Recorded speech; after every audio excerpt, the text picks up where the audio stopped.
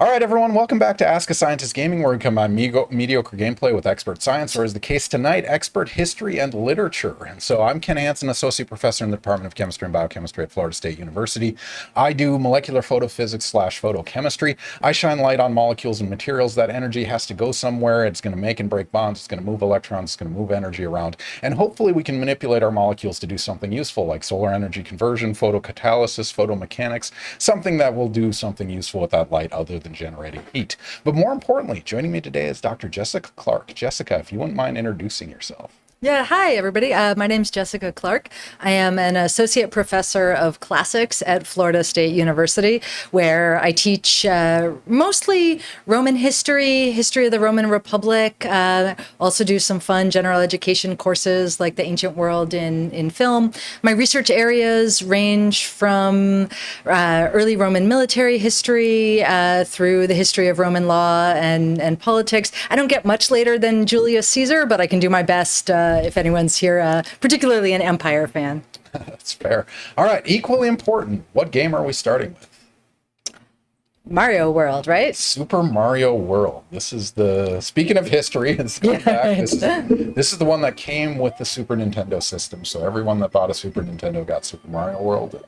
Yeah, whenever you're ready, let's do it. All Start right. button's a little janky. Yeah. All right, we'll start over.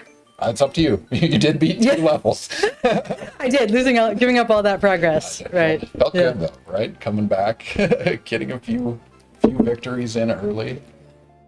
But yeah, we'll let you settle in a bit. And the start button on that controller is a little bit janky. You might have to press reasonably hard. Sorry about that. Yeah. So when was the last time you played this game? Oh, gosh. I graduated from high school in 1998 and left the Nintendo behind. 98. So it is amazing how the controls come back. Well, I'm impressed with like the feel of the controller. Like it just like makes sense. It's not ergonomic by any means, but you remember it. Yeah, it's nicer than the Switch, where I always feel like I'm playing with some kind of toy. With a little, yeah. So what do you play on the Switch typically? I probably, like everybody my age, got really into Animal Crossing until I figured out that there was never going to be any fight scenes in it. So it was Breath of the Wild all the way. Oh, that's fun. Sad as I have it, I have a Switch, but all I play is Mario on it. So I play, I don't know if you're familiar with Mario Maker. No. It's basically anyone can build a level. So in Mario 1, Mario 3, Super Mario World, New Super Mario, everyone can build a level and upload it. So you can play any uploaded level that anyone's built. Oh, that is so fun. Yeah, and so it's basically infinite new levels that you can play indefinitely. And so yeah, if you love Super Mario World, you can play new Super Mario World levels. I love that is getting new people into the game. Yeah, exactly. Yeah. It's how I learned about Twitch, actually. It's people streaming playing Super Mario. So yeah, I love it. There we go. One level This down. is so fun. Nostalgia's kicking in Right. hard. I remember it being bigger. Brenda Minion, welcome back.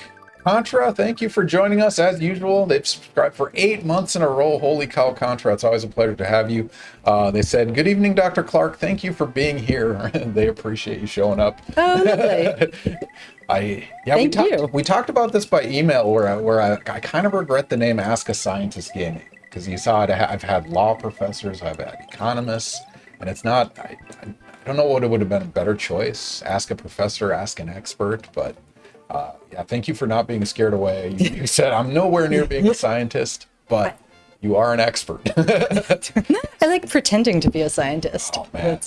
I mean, the thing you don't get is a testable hypothesis. Right? Like you don't, short a time machine, I don't think you get to, I mean, is that entirely true though? Like you guys have predictions and then new documents come up and you might, you've tested what your model is essentially, right? Yeah, I mean, I would say one way of being a historian is very much a scientific approach where you're hoping that your results could be verified by someone else. But there's also a level of art to it where, actually, I don't know, maybe this applies in science as well, that I'll learn more for being wrong than for being right a lot of the time. That's awesome. So we regularly, new students always say, the reaction failed. I'm like, it didn't fail. It didn't do what you wanted it to do, but it did something, right? So you learned something. So I don't like calling things a failure because it's exactly the same idea. You learned something from whatever happened. So this... I'd forgotten about Yoshi. This is adorable. Oh, it's all fun and games till you drop Yoshi down. Oh, no, come back. Yeah. Stuff. Right. I gotta look up so we talked about speedrunning a little bit earlier. What do you think the fastest someone has beaten this game is? Oh. I mean, straight through? 10 hours? That's a total guess. So all 96 exits have been done in 1 hour and 21 minutes. Okay. So there's also a way you can write to RAM where you can actually program it to execute the final credits. It's like by positioning shells and all sorts of stuff. You can actually get the end credits in this game in 41 seconds. Okay, but like why, right? So what they do is they're essentially, every time you have like a mushroom up here, right? Or you hit a P-switch, you're writing to the memory of the game. Mm-hmm. And what they essentially do is write code to the memory, like positions of things, and you can write an executable that does it in the game. So, yeah. I guess one of the things that makes me a humanities type rather than a scientist is I am not sure I understand. Like I get that what you just said was grammatical, and I have no idea what it meant. Yeah, it's like programming within gameplay kind of thing. Okay. Rather than writing ones and zeros directly or code, you're coding with the information of the game. And it's, yeah, don't worry, that is not a common knowledge to me. I know way too much about speedrunning. No, that's awesome. But that's how they beat this in 41 seconds. You can write to code and execute, and it is absolutely amazing. When I had computer class in high school, we were still learning how to do DOS programs, so. Oh, man. Hello World is a classic. Like fancy auto hotkey, exactly. Except you've programmed the sequence by moving shells around and all sorts of stuff. So yeah, Contra, you're right. All right, so you've settled in, you've beaten a couple levels. We'll start with a question we ask every single guest, because a lot of people think as professors we were like destined to do this. Day one, we were born to be professors, and that is rarely the case. With that said, our last guest, Scott Evans, decided he wanted to be a paleontologist at 6 years old. Oh, that's adorable. Yeah, it's because he found fossils in his yard. And then when his skateboarding career didn't work out, then he chose academics. But for you, what was your path? I mean, every one of us had a winding road. We had forks in the road where we were going to go one way or another, and you went one particular way. Do you remember like particular instances or, moments that it just in retrospect were obvious, this is where I was going? I love that question because there probably were moments where I made decisions, but I started taking Latin in 7th grade at 12 years old, because I went to a public school in Boston where it was required. I absolutely hated it. Having to read, Julius Caesar's depictions of siege engines when you're 14, let's just say it doesn't really resonate, but for whatever reason, it ended up being my best subject in high school. I was a mediocre student, and so I really leaned into the, and when you're doing college applications, what makes you unique? What's your thing? Yeah. I had won a prize from the Boston Teachers Union for original composition of a Latin poem. Wow. I was the only entrant. Still the best. Still the best, and I have that. I have the little medal in my office at FSU. In your office, right? But I mean, it totally is. But I ended up majoring in classics. This was a bad choice, jumping in the water. Yoshi's dragging me down. So I ended up majoring in classics with a focus on Latin literature and studying archaeology. And again, I didn't have any sense that I would be able to make a living at it. I worked a couple of different jobs through college, and this is a rambling answer to your succinct question.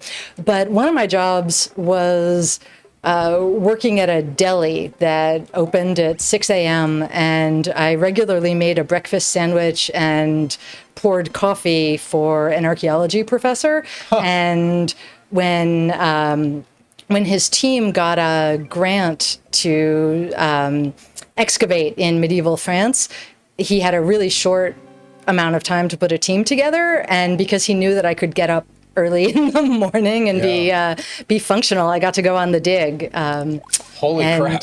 Yeah. It's just like, hey, I know you. Right. It was literally right place, right time. And I ended up going back year after year. I met my husband there, 1999. And I don't know that I honestly made any conscious decision that I would try to make a living at this. It was just sort of, let's keep going until it's not working anymore. Until they stop me. And that's sort of where I'm still waiting. So going into undergrad, you were like, I won this, I might as well major in it. What was the thought process there?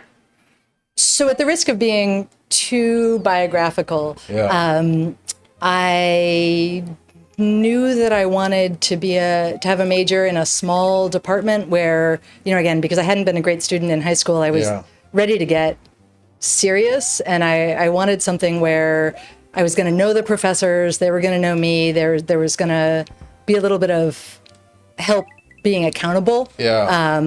And I went to a small college. Oh, ouch. A small college, and there were more of us majors than there were, more faculty in the department than there were majors. But that was very self-aware, right? Like you knew you needed that accountability. Wow. It was a lucky decision. I think it sounds more sensible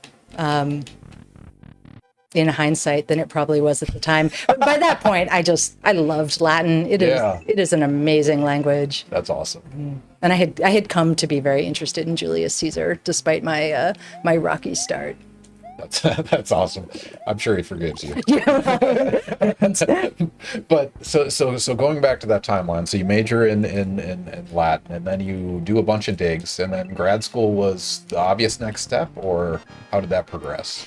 Well, by that point, I had turned into a very good student. And so going to grad school was the natural, again, if what we're doing is seeing how far we can run this before someone tells us to get a real job, that grad school was going to be the next step. And if I hadn't gotten in my first round, I had plenty of other things that I was willing to try. Again, it wasn't like be a classics professor or nothing. I'm not sure that I had any other marketable skills, but I was 22. I felt like I had skills. Coffee barista. Yeah, right. You got that one, plus some archaeology, but I had so many. I waitressed, I had temp clerical jobs, it's a good life experience, though. You've done customer service. It's 90% of our job. No one wants to admit that, but that's a lot of what we do. But so graduate, you get your PhD, off to a postdoc. What's required in your field? So I graduated, or I got my PhD in 2008. So right in time for the sort of collapse of everything. But I got lucky. I landed a tenure track job before I'd even completed my degree at a history department in Cal State Chico, far northern California. And my husband was also an academic. We had sort of agreed that whoever got the tenure track job first, that's where we would go. So we moved to California and spent 5 years there. But it was a 4-4 teaching load, which if people, that's it's a lot. And I had the best colleagues. It was wonderful. I loved the job in a lot of ways, but it wasn't a classics department. I couldn't teach Latin, and when the job opening came up at FSU, we applied and but that's like got lucky. four legit classes a semester. Right. Like you had one that was like recitation or something, or was it actually for? We had a good admin who, they helped us out. You could have multiple sections of the same class that would meet concurrently, but it would still be, 120 students, no TAs. Yeah, that's a lot. I didn't want to belittle it because 4-4 would be crazy. No, I had it better than a lot of people who have 4-4s, for sure. But still, that's borderline like non-productive. Oh, right. You're You're even teaching anymore. You're just that's crazy. Linkario had a question about the archaeology day. Where in France were you? It was a city called Soissons, which is about an hour northeast of Paris. It's I haven't been back for quite a while, but among its claims to fame, it was terribly, terribly bombed in the First World War, and then partly rebuilt through the help of American intervention in the Second. There was a military hospital there. This is not going well. So they have a wonderful medieval abbey cathedral still standing, and the Roman era material is basically deeply buried under later layers, but you get to figure out how to work with 4 pieces of pottery and an iron nail. How are we going to reconstruct that?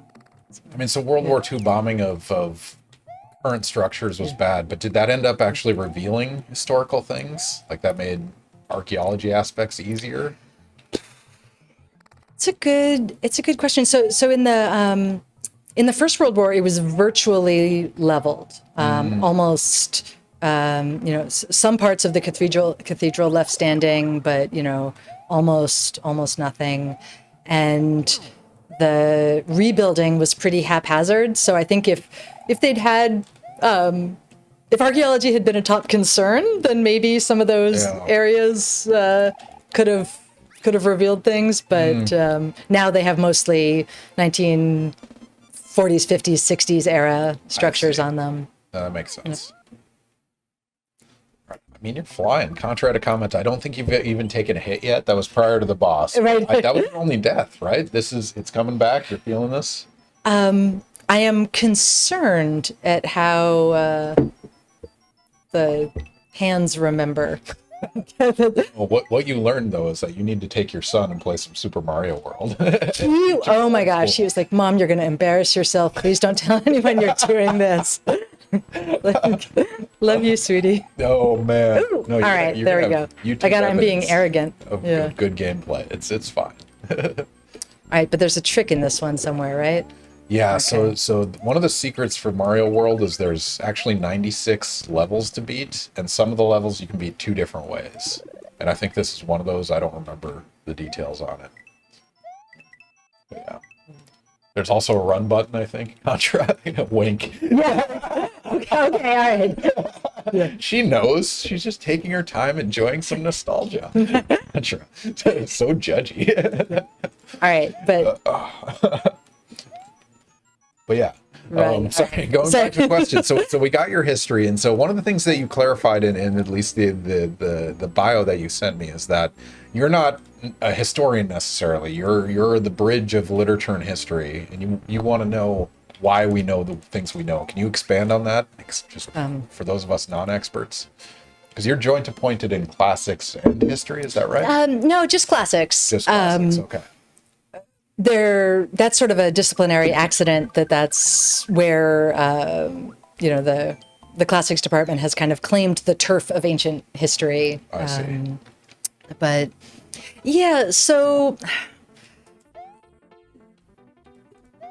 trying to find the right way to frame this. A lot of really wonderful historians have as their main focus figuring out what actually happened in the past. And I am interested in that. I love reading that stuff, but I'm more interested in why we have the kind of evidence that we do. Why, not necessarily why a Roman commander put his cavalry on the left flank, but why the Latin authors who tell the stories of the battle talk about the cavalry in a particular way, if that difference makes sense.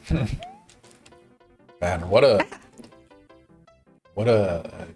multivariable problem, because that person that wrote that just really so happened to really care about horses or something, right? I'm really self-conscious after the comment about running. You're doing fine. And we have infinite lives. There's no pressure. That feels like cheating, but It is most certainly cheating. But also, I don't want you to have the pressure of starting over. Actually, in this game, it has saves anyways. right. So it doesn't really matter. Yeah. So do you remember floating with the cape? So if you, yeah, there you go. Yeah. Okay. That'll give you a lot of ease on the jumps. Right. Okay. But yeah, in terms of evidence for the ancient world, one of the things that makes ancient history really different from later periods is, this room could hold every piece of documentary evidence from the Roman Republic, and we would be able to walk around and continue gaming. There's just not that much. So if you only have 0.1 of 1% of what anybody wrote, you're going to be so wrong almost all the time, right? And to me, then the fun becomes working with what we have rather than trying to figure out what we've lost. I mean, so a follow-up question on that. How often are new pieces of literature discovered? That is a great question. Not very often. It happens in a couple of different ways. If you're familiar with the sites of Pompeii and Herculaneum, those Italian cities that were buried by the eruption of Mount Vesuvius in the first century, there were papyrus scrolls in libraries that were carbonized by that process. And many of them were mistaken for pieces of wood and burned. But Oh, wait, go back. What? I got to show people the cool part of this game. Okay, You do I know need to little run at red that? thing? Yeah, if you run up, yeah. That's an underappreciated gem from Super Mario Cool. World. Anyway, sorry. I am missing so many of the Oh, no worries. tricks here. Hail classics, you're right, Contra. So sometimes there'll be things that were actually written by Romans in antiquity, and we can get back at those archaeologically. Other times, very occasionally in some manuscript library, there'll be a manuscript that's, we think we know what's on the parchment, but then when a scholar takes another look, it turns out that maybe there's a page or two of a different source tacked in there, or what's called a palimpsest, when one text has been written on top of another, the original ink layer scraped off, and then something else written on it, and various imaging technologies, and sometimes even the naked eye can let you get at those texts. Yeah, so it's not common. Over reusing paper 'cause Exactly. it's valuable. Yeah, no, I've heard about that before, and they use like X-ray imaging, and they can see the wear patterns and whatnot. It's amazing, Yeah. and there have been some interesting discoveries, but honestly, that's not the way the historical narratives gets changed. It's usually people recognizing that something is significant that previously has been undervalued as a source of evidence. Oh, nice. There we go. Checkpoint. Ooh, Solid Fox, welcome to the stream. Thank you for joining us. Yes, this thing is on. Sorry for not acknowledging you earlier. First time chat, welcome to the stream. If you're not following us, click the follow button for two reasons. One, you're going to get notifications about future streams. We stream every 2 weeks with a different expert guest. But two, you get points that we're going to bet on science or tonight it's history and literature related questions. So yeah, click the follow button if you guys aren't following. But yeah, if you have questions, throw them in chat. I promise we'll get to them. Maybe not right away. We'll get through whatever we're talking about at the time. But yeah, we love to have questions. They're awesome, fun to bring up. Brand Dominion, thank you for the follow. Thank you for joining us again. If you have questions, please feel free to ask them while Jessica combats the hammer bros. Those are some of the hardest bosses in this game. Also, I have a cheat code on Mario 3 where you get to play as the Hammer Bro. So when we get to Mario 3, we'll have to bust that one out. I'll try to remember to be using the Y button to go faster. I mean, so relating back to the text, Solid Fox, I like video games. Me too, that's why I do this. And my guests love playing some nostalgia games. You'd be surprised how often, yeah, it comes back very, very quickly. But so speaking of sources, so you have, sometimes they're discovered new. I mean, how often is it that you might find something from like Persia that's talking about Rome? Like all of a sudden a source from, another continent shows up that's new or reveals something you haven't seen before? My colleagues who work on the Empire are a little bit luckier with that because there are a much wider array of empires that kept historical records that they can go to. So yeah, so definitely there's Persia, but there's ancient Meroe, which is in parts of what's now Ethiopia and Sudan. There's if you get late enough, there's historical traditions up in the Germanic regions. But for the Republic, they're just, there's sources from the Greek world, absolutely. But, and, some things, biblical sources, Maccabees, things like that. But it's rare, probably just as rare for those historical periods to have something truly new discovered. That's fair. Yeah. Like what we were talking about earlier, you don't get to do new experiments. Yeah. Like you're stuck with what you have. Right? Is that frustrating? I mean, just like if I only had an extra page of this crap, right. Just a little bit more. If I had an extra page of this, I wouldn't get to say what I want to say. I'd have to work on. Fair. Yeah. Oh, it came the wrong way. Nope, you're good. Right. Okay. Yeah, one thing I'll give Nintendo is they made the games relatively intuitive. Like you knew which way you had to go for the most part. Give me a second, Contra. Just going to copy. I document all the questions just so I have them. I don't know what I'm going to do with them, but I just want to know I have them. Contra, I don't really know know enough to ask, but what were some neat examples of learning classics that flipped around some maybe popular narratives that you were accustomed to going in? I come from the Greek side, and it's really wild. And so I guess this goes back to one of our plant questions, like what is the earth is flat / anti-vax? Like what's common knowledge that's not real? I'm assuming that's what you're asking, Contra. What did you think was true versus what was actually true? So my dissertation research was on Roman military defeats, and partly that came out of studying Roman history the way it's taught to, high school, undergrad. The Romans are this amazing power. They always win. They are completely dominant. And obviously I'm a Roman historian. I like to believe that's mostly true, but they lose so many battles. And so part of what I got, getting too focused on Roman history here and losing the mission. We'll balance it. Speaking of losing battles. Right.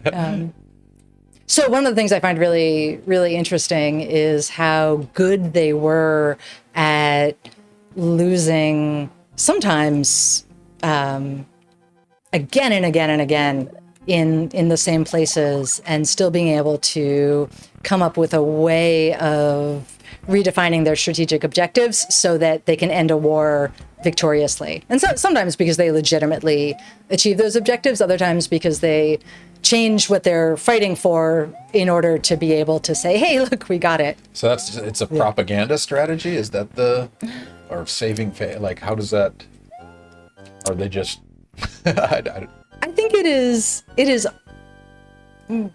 not uncommon that wars are terminated on other grounds than they were commenced, if that makes sense. Mm-hmm. So I don't know if that's unique to the Romans, but I think they certainly were very, and I say they, the senators and members of the political class who produced most of our written records were very good at telling the story in the way they wanted it told. Mm-hmm.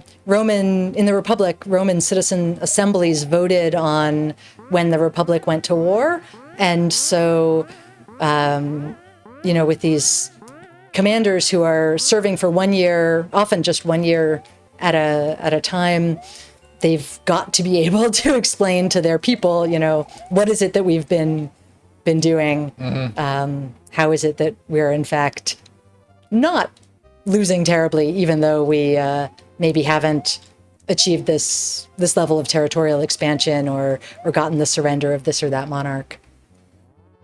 So following up on that, how do you differentiate like rewriting in real time versus rewriting in retrospect, like after the fact when they're rewriting history?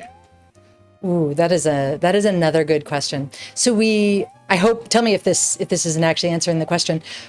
We know that commanders sent dispatches home. So they're writing home at least once during their campaigns, and their officers, their legates, are probably writing home in less official capacities as well. And those letters are going to be framing what's happening in a particular way. Mm-hmm. But then our historical sources, who are sometimes writing 50, 100 years after the fact, got them. They are working with historical material, but they're fitting it into a larger story about campaigns in a given area, or a given political narrative of, corruption here, or, whatever it is that they're trying to say. So that would be kind of, there's two different, or maybe even more than two different strands that you want to be looking at there. Is this something where accurate information was never coming back from the front, or is this a case where maybe the material was accurate, but we've got a more literary packaging of it that obscures what really happened? I mean, is that I don't want to say easy to tell, but can you tell the difference between something that was intended for like a personal communication versus a public release? Is there obvious tells? Well, so we don't have any of those letters. What we have are these, again, historical accounts written down, first composed sometimes hundreds of years after the events in question, and then copied and transmitted through the Middle Ages. Do I want to try to get that? Am I going to regret that? Yeah.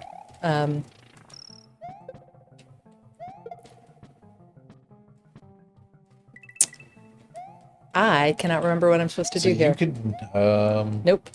Maybe try the bottom route. Yep. I think if you had the shell, you could go through and duck through, but, oh yeah, you can grab a shell. We're going to go this way. Perfect. Ah. It's fine. I got you. And a mushroom. We call that a win. Okay. Thank you. You're being very generous. No, you're playing great. Yeah. I don't know why you were nervous. You clearly remember a lot of this. You're pulling out the veteran strategies, so we appreciate it. Can't get up there though. Yeah. All All right. So one of the things we learned tonight is that Rome lost a lot. Hey, they won in the end. Yeah. Right, by their definition. Did they? They won first. I mean, we're still talking about them, so I think they would count them as a kind of as a win. All publicity is good publicity, right? But that's nice.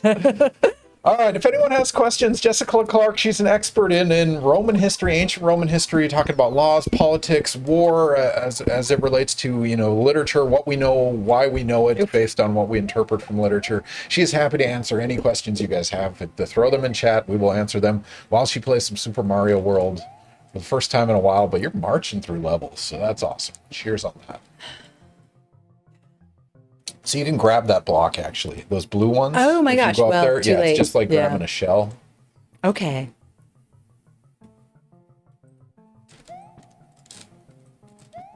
Oh, and I think spin jump. You can spin jump on those guys as well. On these ones. All right. Yeah, or the red ones. It won't kill them, but you can spin jump. And I won't die? Somebody correct me if I'm wrong, but I think this is the first Mario game where they used this spin jump. And so it added a whole lot to this game. Yeah. But yeah, if you guys have any questions, throw those in chat. We're happy to answer them. We're actually 35 minutes in. We should do a prediction. Which one do you want to do? You can pause if you want to take a break and look at your list. Oh no. Yeah. Can't remember what I said. Can I let you choose? Or you want to do the? Let's see. Let's just start at the top. All right, let's do it. All right, this is fun. We've talked about Roman losses. Let's talk about Roman victories. And in fact, if you do victories, I guess you didn't necessarily have to get a victory to get an award. But in this case, we're going to talk about awards in the Roman military. So if you guys aren't following us, click the follow button. You're going to get standard internet units. That's the thing on the bottom of your chat that you can spend on predictions. And predictions on Twitch are basically questions you ask the audience. And usually they're video game related, like, will Jessica beat this level without dying? We don't know. We can bet yes or no. And we can be confident to a certain degree. But on our stream, what we do is we have our expert come up with a whole bunch of questions that they're going to ask you, the audience. And so depending on your knowledge of history or your expertise or what you've learned about Jessica's gameplay, you're going to answer this question. And we're going to pop up the question right now. And so we're going to give you guys 2 minutes. On the top of your chat, you see the predict button. Click that predict button, and you're going to be able to answer this question. The question is, the highest ancient Roman military award was made of oak or grass? So anything you want to add to that question without giving away the answer? Ooh. You don't have to. I think it's pretty straightforward. Yeah, let's let this one speak for itself. Okay, so if you're a military general and you do something good, you get an award. Was the top award made out of oak or grass? I love that gold is not even an option, right? It's like it's not even metals of any kind. It is either oak or grass. I am never going to make this jump, by the way. I think you can just jump over the top entirely. I don't think you have I don't have to do that bounce? I don't think you have Why do I remember having to do that bounce? Okay. I mean, it's for the fans. I respect right. But yeah, click the predict button. Do your predictions right now. We're the highest ancient Roman military awards made out of oak or grass. And you said commanders. These could be won by a range of individuals, let's say. That's interesting. Let's dive into that next. But yeah, this is just the highest award. This is the Presidential Award of Freedom for Ancient Rome kind of thing. Too much power. Oh man. Definitely got carried away there. All right. I'm going to try it one more time. All right. Oh no, you got this. You have infinite lives. Oh, I have to play forever? No, you can change games at any point if you want to, but don't feel pressure. If you keep trying. I watched Jim Fadul play Space Invaders for 3 hours on the first 2 levels, so no pressure. Mediocre gameplay is part of our tagline. I was very comforted to see that. Yeah. Sorry, Jim, you're my example. If you're watching, because he doesn't game at all. He was just like, let's do Space Invaders. And that's a good game. Pretty well. All right, Jessica, what is the answer? I have to tell them the answer? Yep. They're done. They did their votes. The answer is actually grass. Grass. Yeah. So congratulations to the people that put grass. Did anyone put grass? Grand Dominion, yes. It was nice. Nice call. Actually, the betting was very confident for oak, 72% towards oak, 28% to grass. But grass is the right answer, so the 1 to 3.5 payout. Congratulations on that. So yeah, if you want to elaborate on that. Yeah, so it is interesting that the highest awards aren't made of a precious metal. There was a certain suspicion. I'm just gonna get through this. That was that was way harder than it should have been. There was a certain suspicion of things that might look like crowns. They might be awarded in Greek contexts. There might be religious or ritual circumstances under which someone might be awarded or voted a crown, but not usually by Romans. The Romans kept it probably aggressively conspicuously simple, and the oak leaf crown, the corona civica, was a very high military honor, and it is what would be awarded to generally a serving soldier, but could also be an officer or commander who saved the life of a Roman citizen in battle. So not a small honor, but also certainly not the highest. We know of one Roman who got a oak leaf crown 34 times during his military service. Wow. The grass crown was extremely rare because you got it if you, sorry, I need to focus on Mario for a second. You got that if you were responsible for saving the life of an entire community or legion that was under siege. And the crown was supposed to be woven from the materials that were left around wherever the community was. So if you think about a town that might have been, or a camp that might have been under siege, and the soldiers, if they'd been holding out for a long time, they might have eaten or otherwise foraged most of the edible materials. And so then if they were, if the siege was lifted or their camp was liberated, they would weave this honorific wreath from the materials they had to hand. So that's it again. Yeah. Grass was the answer. Yeah, it could be, could be herbs, I suppose. Yeah. But I guess the notion is probably that anything that had any nutritional or calorical value would probably have long since been devoured. I love to, history of the world type comedy. It's like, oh, thanks for my grass crown. Yeah. But it was an honor. It was understood this was valuable beyond its composition. Well, and it mattered that it was not something that would necessarily endure, right? The glory endures. Your family can talk about it forever, but it's not necessarily meant to be something that becomes this monument. As a side fact, the Romans actually had a regulation that if you did win one of these awards, you could hang it outside your house. And if your house changed hands, the new owners were not allowed to take down your military decoration, so they had to walk by this evidence that the house's former owner was better than they were forever. That's early homeowners association rules. Right. I just cannot imagine. And then your new neighbor moves in and they're like, "Oh, congratulations on your award." I'm like, "That's not mine. Sorry." That was Bob. Some guy I got this from. That is amazing. So I just did a Google search for Roman grass crowns. I mean, so we have statues from them. So this is pretty well documented, what they were like. Yeah, there's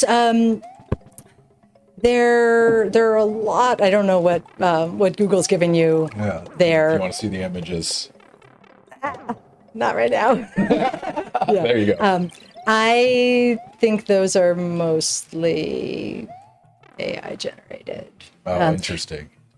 It's hard in the visual representations. It's hard to tell the grass crown apart from something like, this is ice. I don't even remember this.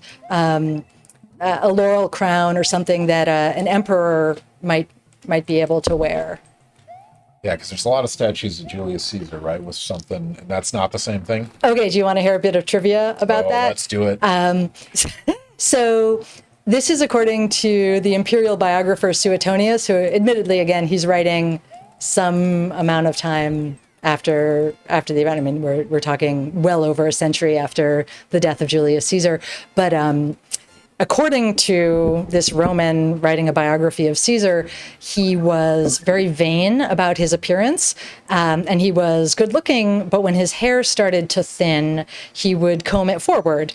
And he got voted by the Senate and people of Rome the right to wear a laurel crown all of the time, not just when he was celebrating a victory. And again, according to this ancient biographer, that was his favorite honor, because and so that is when you see Romans, this kind of stereotypical image of them wearing the crown, or the wreath of laurel leaves. That's where that comes from. It is not especially authentic. That is amazing. Yeah. Contra had a follow up on my looking up images. You remember when you could trust pictures and video on the internet? Right. Yeah, I do. Internet used to be awesome. 90s, early 2000s, heyday of internet. Honestly, then before the internet was even more awesome, right? I mean, yeah. No. Wow, snuck that one in. Nice. But no, there we go. Okay. All right, let's catch up on some questions here. Contra wants to know, did the language change much during the Roman Empire compared to, say, a couple hundred years of American English? Are some cool linguistics clues that help date things? Any fun, weird idioms that come to mind? That is an awesome question. So yes. So the language definitely evolves. We have our earliest inscriptions in Latin go back maybe to the 5th century BC.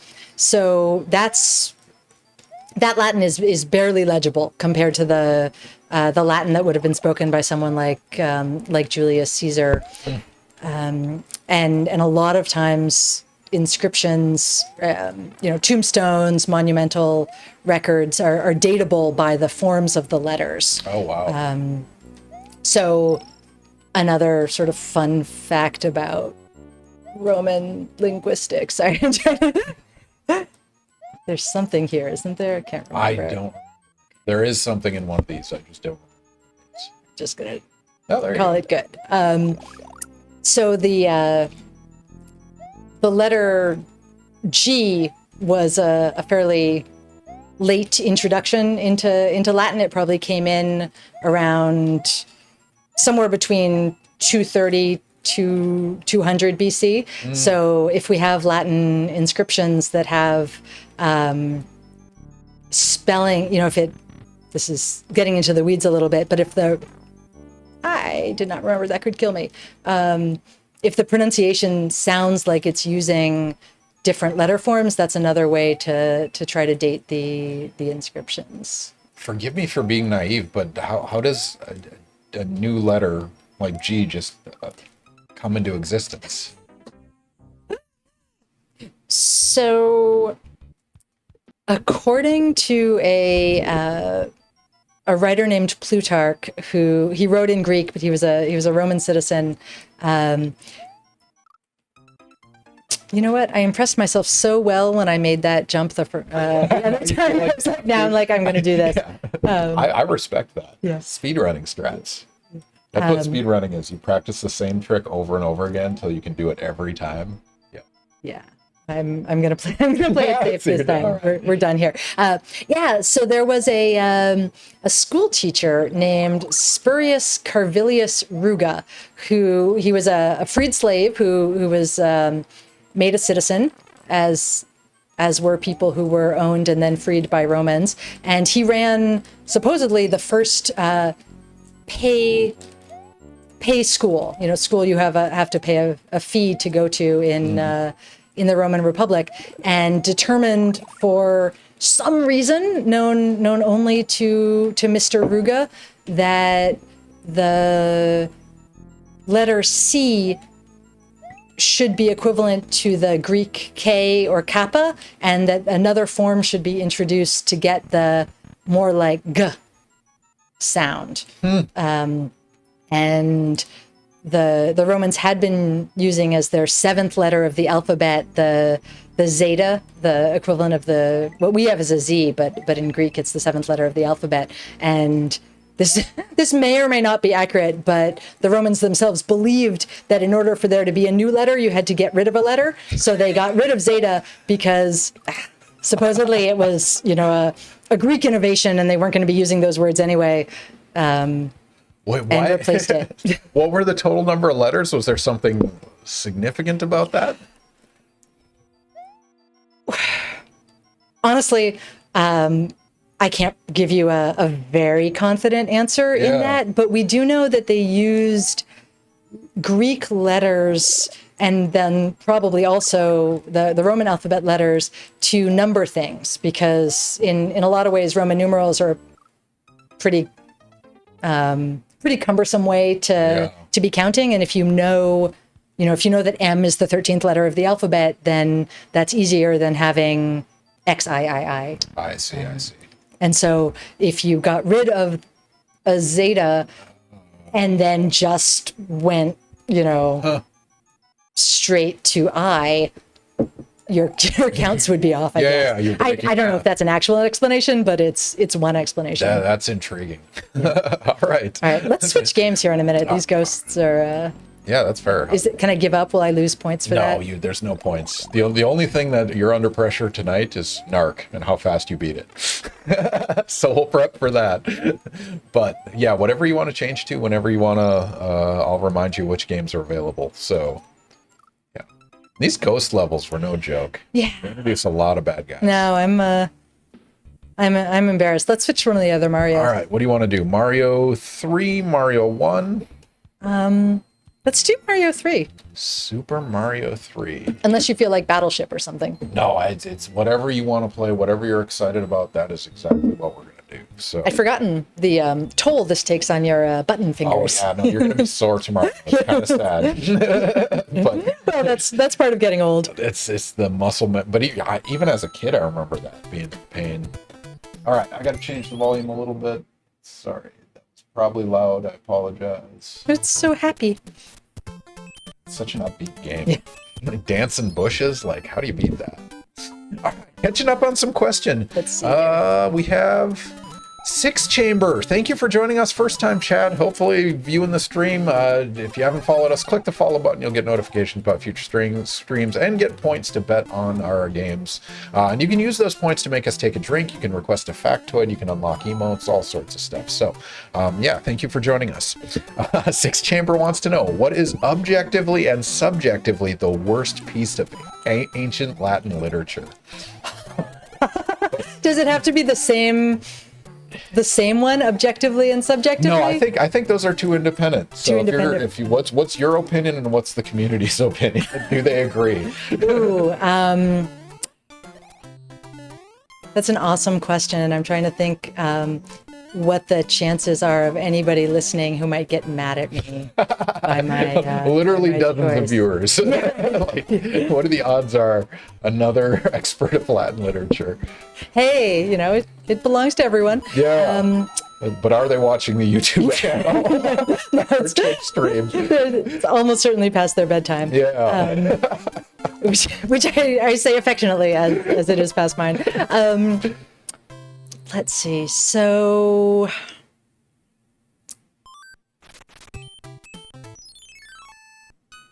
subjectively. Yeah, let's start there. That one's Yeah, that's a little bit easier. Actually, you know what? I'm gonna take a cop out here. Right.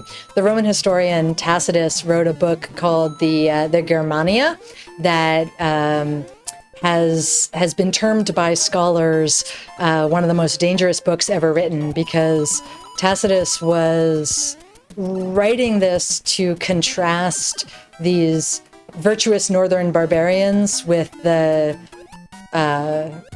decadent Romans of his own day, and there's a lot of rhetorical posturing in that. He is one of those Romans he includes in there, but he talks a lot about how Germany is so great because of their ethnic purity, their distance from other cultures, all of these things that he otherwise praises Rome for, but in this particular work, he really, probably knowing almost nothing accurately about the ancient Germans, makes up this utopian society that, and it was a text that proved very influential in the 19th and early 20th century. So I'm going to put that for my objectively the worst one. Wow. Though the Latin is pretty wonderful if you're willing to forgive the horror. Nonsense. Yeah. So we've got that. Sorry, to follow up on this, you pronounced it Germania, right? I did. Why that choice over Germania? Is that original? Yeah. So in Latin, the G would be a hard sound. Okay. So they didn't have a J sound. So my first name is Jessica, but if I were going to try to write that in Latin, I would have to do the first letter as an I. Oh, interesting. So our word juice in Latin is ius, use. Fun fact. Also the word for law. It's all ties together. Yeah, I like it. All right. So that's the objectively worst. Okay, you're not letting me off the hook. Not in terms of style. On that. Stylistically, is there poorly written? I'm sure there's a lot of just garbage writing. So I am a straight up Latin prose aficionado. So something like the Gallic commentaries of Julius Caesar, some works by Cicero or Sallust. These are all writers of the 1st century BC. That to me is really the gold standard. When you start getting into later Latin, and particularly the poetry and tragedy associated with the reign of the Emperor Nero, that to me, if I had to teach a class in Seneca or leave the field, I would leave the field. but don't judge me if you love Seneca. It's just a preference. I can't do those adjectives. That's amazing. So that's the subjective opinion. Right. Totally subjective, not trying to influence anyone's opinion. That field. Right. Yeah, and they are it's just fine for them to be wrong about it. I mean, I wouldn't feel bad. There are genuinely like parts of chemistry that I despise and I don't want to do. So I feel you on that. Not despise, I don't know. Barca, shots fired. Yeah, right. Hey, this classicists know how to throw down. It can get very heated at our conferences. Oh man, that's amazing.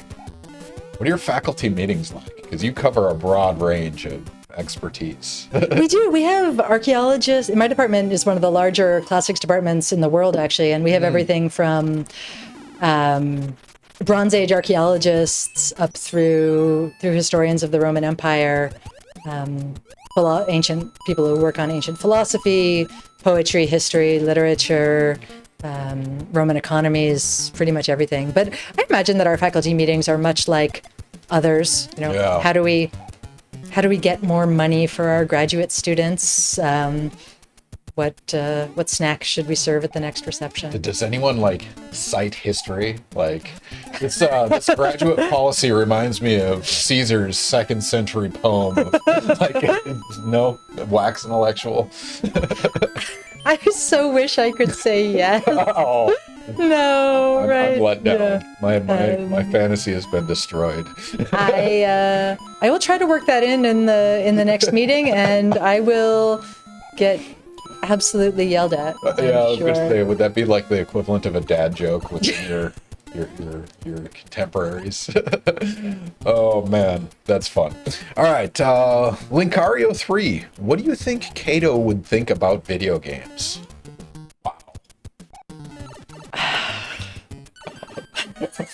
I'm trying to decide if I know Linkario 3. Am I allowed to ask a follow-up question? Yes. Or a clarifying question? Yeah. Cato the Younger or Cato the Elder? Ooh, Lincario, you have to answer that question before you get a response. Yeah. But man, what a fun in general. I guess this ties to one of the questions I'd like to ask. Let's say you're hosting Ask Us at Scientist Gaming, and if you could have a guest, any guest, alive or dead, where you would ask them questions and feed them questions from chat, who would be your choice? Is that you going to answer that? No, you're going to I'm going to answer that. Yeah.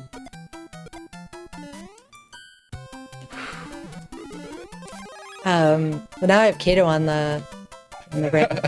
Does it have to be an ancient person? No, anyone, alive or dead, could alive be. Alive or dead. Who do you want to pick their brain? Can I give two answers? Is that cheating? No, you can't. This is casual. Okay. So my grandfather is 101 years old, and I would love to be able to make him try to play video games. So if I were absolutely the master of the universe, and you know, you really can't tell a 101-year-old man to do anything he doesn't want to do. Yeah. But if I could do that, that would be super fun. Your choice had nothing to do with expertise and everything to do with forced gaming. Yeah, right. Well, that's the power you have, right? No, that's true. That's true. That's an angle I did not expect. So, but in terms of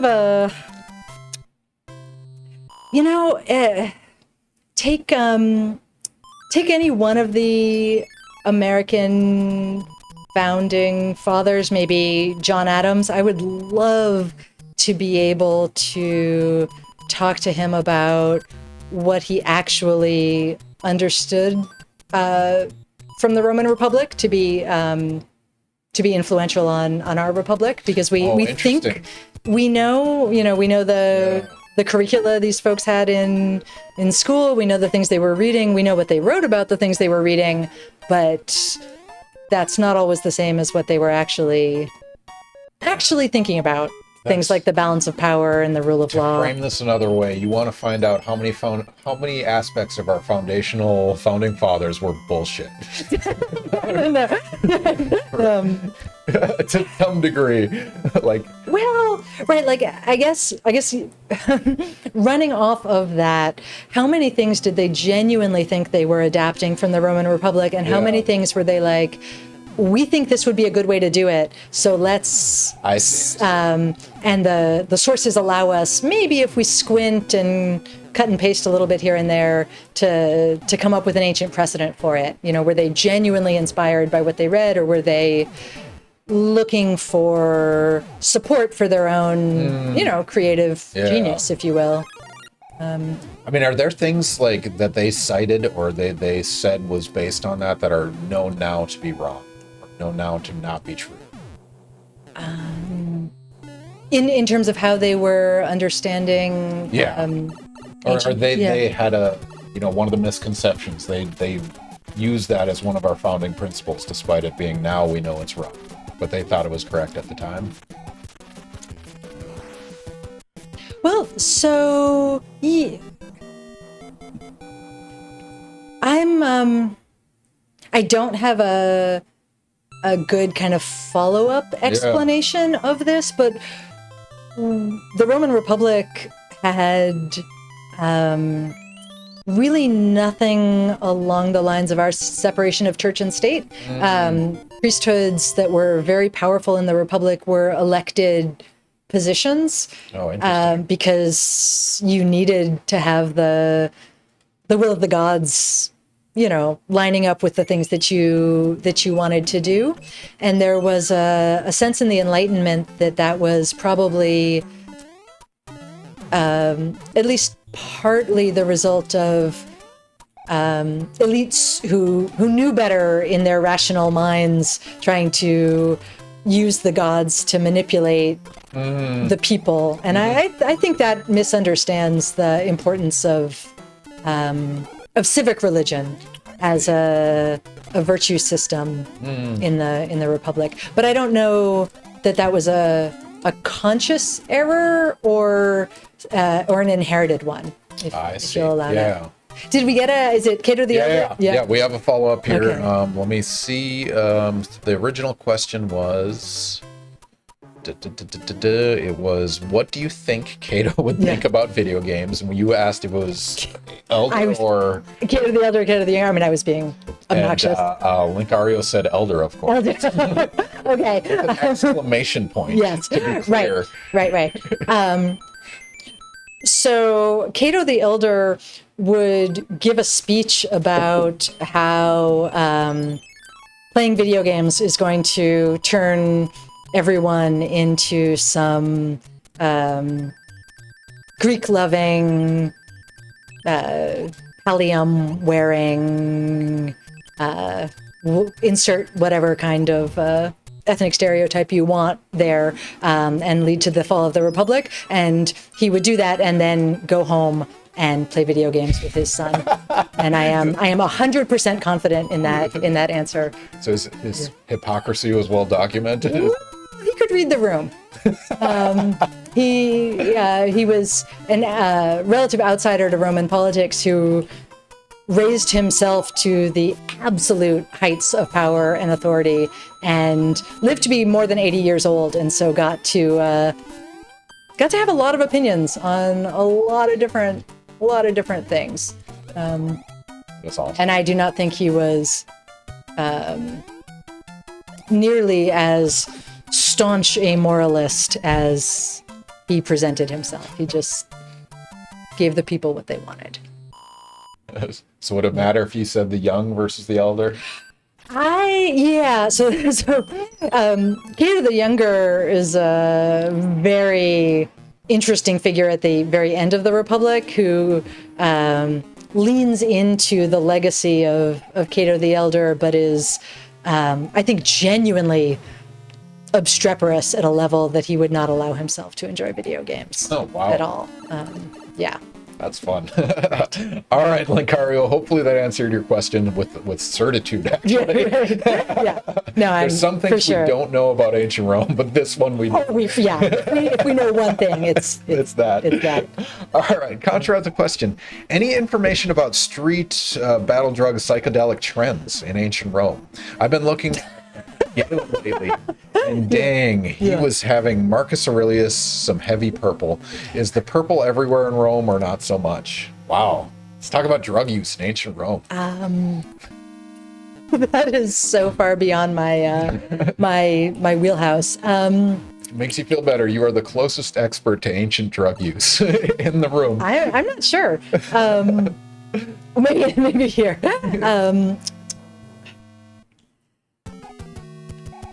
I mean, I guess a broader question is how much do we know about the average citizen versus the politicians, the famous people?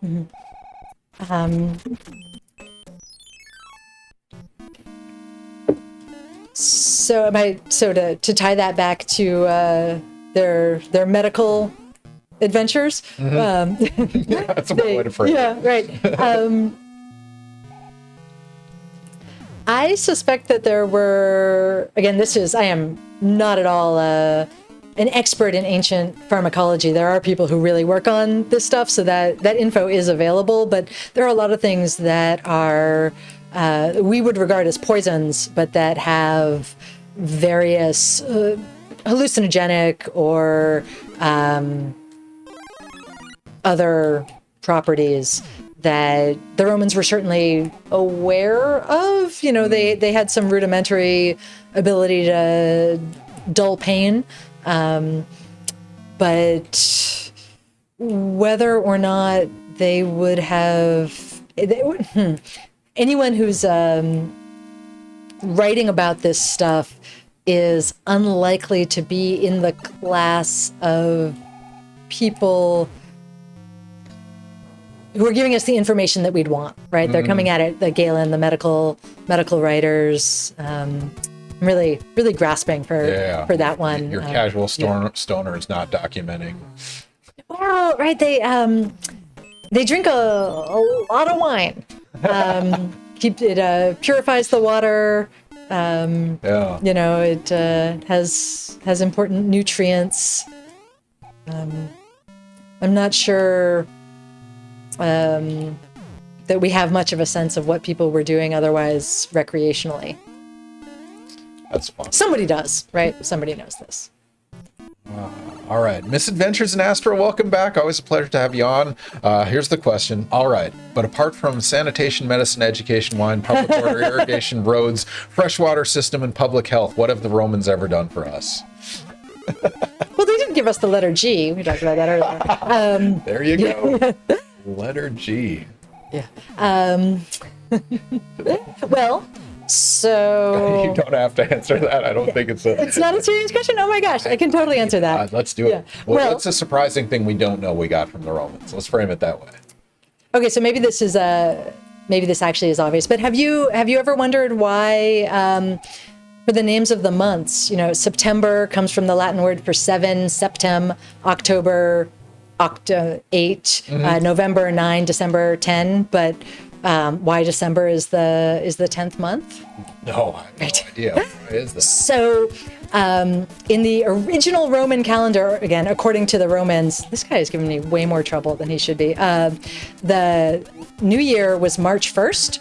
And when the city was founded, they just had 10 months, again, so say the Romans, so that you would get through the end of December, and then you would have some number of days, up to about 254, 255, before the start of the new year, that wouldn't even necessarily be numbered because it's bad weather, it's just time to sit and chill. And then supposedly Rome's second king introduced the names for the months January and February, but they were the 11th and 12th months, with New Year's being in March. Wow, that's fun. That's a fun factoid. There we go, Misadventures. Yeah, right. Right. We learned something.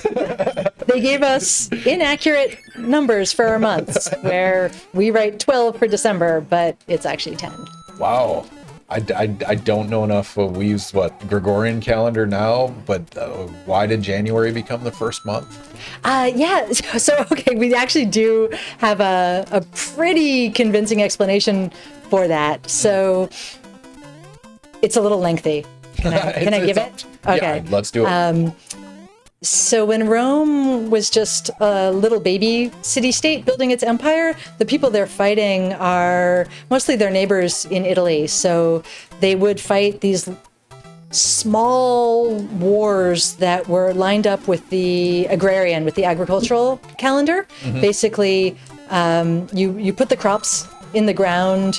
Again, I am vastly oversimplifying here, but you put the crops in the ground, you go off and fight somebody else, take some of their stuff, and then you get home in time to do the harvest.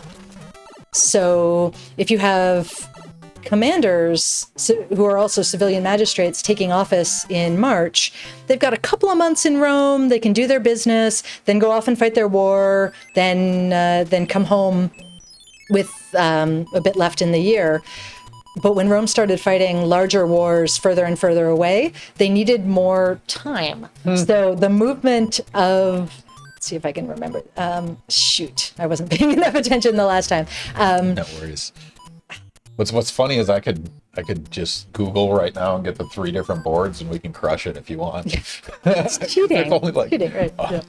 Right. So when they started fighting in Spain, in particular, in the 150s, they seem to have decided, this isn't conclusive, but it seems like what they decided was to officially move the first day of the new year so that the civilian magistrates would have a good 4 or 5 months in the city before they had to go take up their command. So that is why we have, I mean, that may not be the only reason why we have the New Year's we do. That's fun. I had never processed September, October, November, December, but yeah, it's Latin, right? Right. All right. Contra reminds me of the old math joke. Why are mathematicians always confusing Christmas and Halloween? It's because Oct 31 equals December 25th. Is that? They're going to need to explain. I think it's base 8 versus base 10 or something like that. Contra, you'll have to explain the joke. I'm sure that is funny. I'm prepared to give it. Hilarious joke. Okay, it is base 8 versus base 10. If you're familiar, yeah. No. Octal joke. So if you do binary, if you do base 2, you count 0 to 1, and then when you add 1, it goes to 10, because you don't have a 2, so it rolls over to the tens place, and so 31 and Okay. 25 are the same number under those bases. Okay, Cato the Elder would definitely be in favor of that. Let us the make Elder. this. Let us gatekeep What numbers. what would be Yeah. Cato the Elder's favorite game? Let's do that. Or space- game type? Like first-person shooter, or a side scroller, or strategy. Anything that Scipio was bad at, which the Roman historians in the audience will get. Amazing. We should probably do another prediction. It's 9:14. You've been at this for an hour and 15 minutes, believe it or not. Yeah. Now I know where my teenage years went. Hack and slash, Contra said. Just a Yeah. Right. maybe some NARC. We don't know. All right, let's do another prediction. Which one do you want to do? All right. Let's pause. I think we've got some ringers in the audience, so let's do a tricky one. Let's do the Decimus Brutus. Decimus Brutus. All right. Are they allowed to look these up? Oh, I should tell them they're under Ask a Scientist honor code. I'll give that spiel with this one. All right, ladies and gentlemen, we're going to do another prediction. Predictions on our stream are questions related to our experts' expertise. They actually wrote questions, and they're going to quiz you guys. So you're going to click the predict button. Depending on your degree of confidence, you're going to pick one of two answers on a question we're asking now, and this is a history-related question. But one thing I'll note, you are on Ask a Scientist Gaming honor policy, which means you can't look up the answer. You can't Google, can't ChatGPT. You have to use the knowledge you have based on what you've learned in history class or what you've learned from Jessica during the night. I don't think we've given away this answer yet, so you guys are kind of screwed if you don't know it. But we're going to put up this question. So Decimus Brutus, that's not the full name, right? There was a Decimus Junius Brutus. Decimus Junius Brutus. That was the doesn't give it first away. Commander to witness a battle involving sharks or the sunset over the Atlantic. I love the extreme difference in those two answers. So yeah, Why not the both? first to witness a battle involving sharks or sunset over the Atlantic? Latin 3, don't fail me now.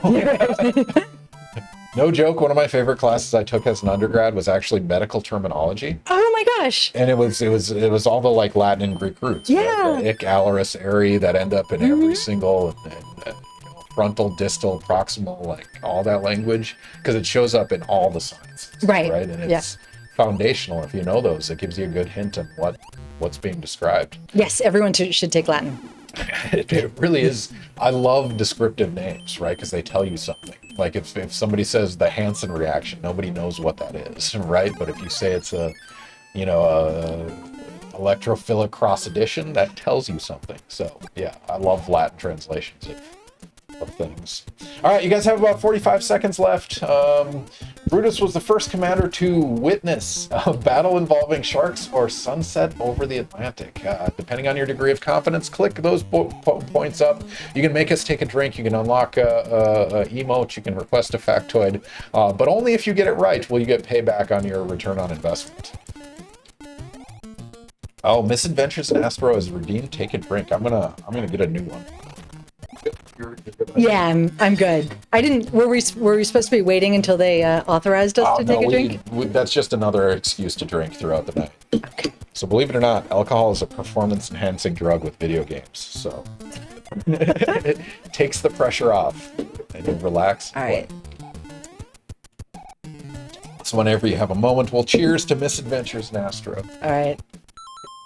Yeah, cheers. Thank you, Jessica, for joining us. Misadventures, hopefully you have a drink in hand. It's a Wednesday night, sure, but let's hang out. Let's have some ethanol. Thank you, Contra. You're on top of the emotes. You can run and duck under. I can run and don't. Yep. Okay. If you're going fast, just duck. Just press down and you'll slide run under.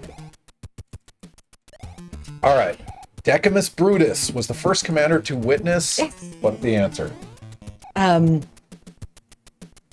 He was the first commander. Shoot. That one doesn't count. To witness the sunset over the Atlantic. That's crazy. Yeah, right? They're not that far from the Atlantic, right? Well, so he, to be fair, any number of other people may have witnessed the sunset over the Atlantic, but he was the commander who made a note of it. And what I've always found fascinating is that we know so little about so much of Roman history, but this is one of those little facts that someone bothered to write down so that we can It's one of those. so we can know about it. Somebody Yeah. needs to know this. Right. Yeah. So he led armies in Spain at a time when the Romans were not always doing very well in Spain. But you know what? I didn't need to do that. I wasn't going to tell you. Do you want backseat driver? 'Cause Yeah, I for can give you sure. advice. Come on. So yeah, the path is that middle one right there. Right. Yep. Right. Yes. All feedback welcome. Yeah. So he led. But this is all right. I've got to do that one, don't I? Yep. There's You got to no- bring one with you. I think he'll He'll respawn. come back. Yep. Yeah. And fun fact, I think. Yeah. I think if you stand next to the wall and shoot it directly, it won't hurt you. So you don't have to jump over it as long as you're right next to it. Okay. Let's give I that. hope I'm right on that. Hey, you gave me infinite lives, so yeah, that's good. it pays for itself. Yeah, so when he made it all the way to the border of Spain and Portugal, and his soldiers apparently were alarmed by this sunset because it made it look like the ocean was catching on fire. That's effectively, fun. and so that's why it merited. I mean, I like thinking about this sort of lyrical Roman commander who's showing up and being like, "Oh my gosh, this is so beautiful! I must record this for posterity." But probably it was, my credulous legionaries. Where's my guy? There he is. So mildly related. Have you heard of St. Elmo's Fire? I mean, the movie, obviously, but the phenomena St. Elmo's Fire? Everything I know about it comes from being an 80s kid. Yeah. So obviously a movie. The movie actually said it doesn't exist. It turns out it exists. It's this really cool phenomena. The I don't know, the mast of the ship, like the wood thing that's coming out the front. If there's an electrostatic charge in the atmosphere, sometimes lightning can discharge, but if it doesn't, it can create ionizing radiation that gives this like blue glow at the front of the ship. And so that's what they called St. Elmo's Fire. It was basically electrostatics from storms. And so it was like this this indicator that a storm was going to happen. And so some people were treating it as something magical when it was just ionized radiation, which is kind of fun. That is really cool. Yeah. So, fun factoid for you guys. Speaking of factoids, Solid Fox has requested a factoid from you. So, do you have a knowledge bomb, just a tidbit that you'd like to share, something from class that's a fun side note? Yeah, we've already touched on so many of the things that I find sort of surprising or different. Can I look at my cheat sheet here? Is that that's perfectly acceptable. That's why it's hard on the spot. It's hard on the spot because we know so much, and if you give me a lecture, a topic, I can drop bombs. But if I have to do it from scratch, so something I don't if this one doesn't count and it needs to be something more serious, I can do that. No standards here. You know what? I don't want to disappoint. So the words for our utensils, the word for spoon and the word for knife, both come via Old English from Germanic or Norse roots, but the word for fork comes directly from the Latin furca. And one of the best Latin insults, Roman insults, was to call someone a furcifer, which is literally a fork carrier, because a way of punishing thieves was to make them carry this forked stick around in public, so everybody knew that they could not be trusted. Wait, that's just like a iconic scarlet letter of you just carry this thing? You would like more information about this, as would I, and we know very little about it. But the orator Cicero is on record calling political opponents a forcifer. Same That's place. amazing. I get get you into my Latin and then lose my concentration here. I think we need to bring that insult back. Yeah, right. Like, you guys saw it here first on Ask a Scientist Gaming. We're bringing it back. The best insults are the ones where the person being insulted has to be like, wait a minute. What? Yeah. What are you saying? Was it a fork carrier? What did it translate to? Yeah, and like, why with our names for utensils, what is it about the development of English that kept the Romance language root? Mm-hmm. I'm never getting past this spot for fork, but used the Germanic for spoon and knife. These are the things, right? That's why English is so dumb. It's awesome. No, but it's such a mess, right? It's a mosaic. It's a tapestry. So there's a Saturday Night Live skit with what's his name? Benghazi, I think the comedian's name is, and it talks about it's George Washington talking about using the metrics, not using metrics. Have you seen this skit? No. There's a follow-up that talks about the English language, and it's like sometimes we keep the U and sometimes we don't. I will email you that. I will remember to, because man, English is hard. Yes, English is hard, but English has the encoding of so much of our history in it. So I love that about it. No, that's fair. I mean, you appreciate it in a way that I never will. Yeah. Well, I don't have to teach it. Well, that's fair. So. Or learn it. Right. Born into it. There's so many little nuanced rules. All right, catching up on some questions. I think we did our factoid. We did our misadventures. Cheers. Thank you for joining us. Right, if I die one more time, let's switch to another game. I'm going to put you in God mode if you die one more time. We'll see. 6-chamber. How different would have Rome been if Caesar wasn't assassinated?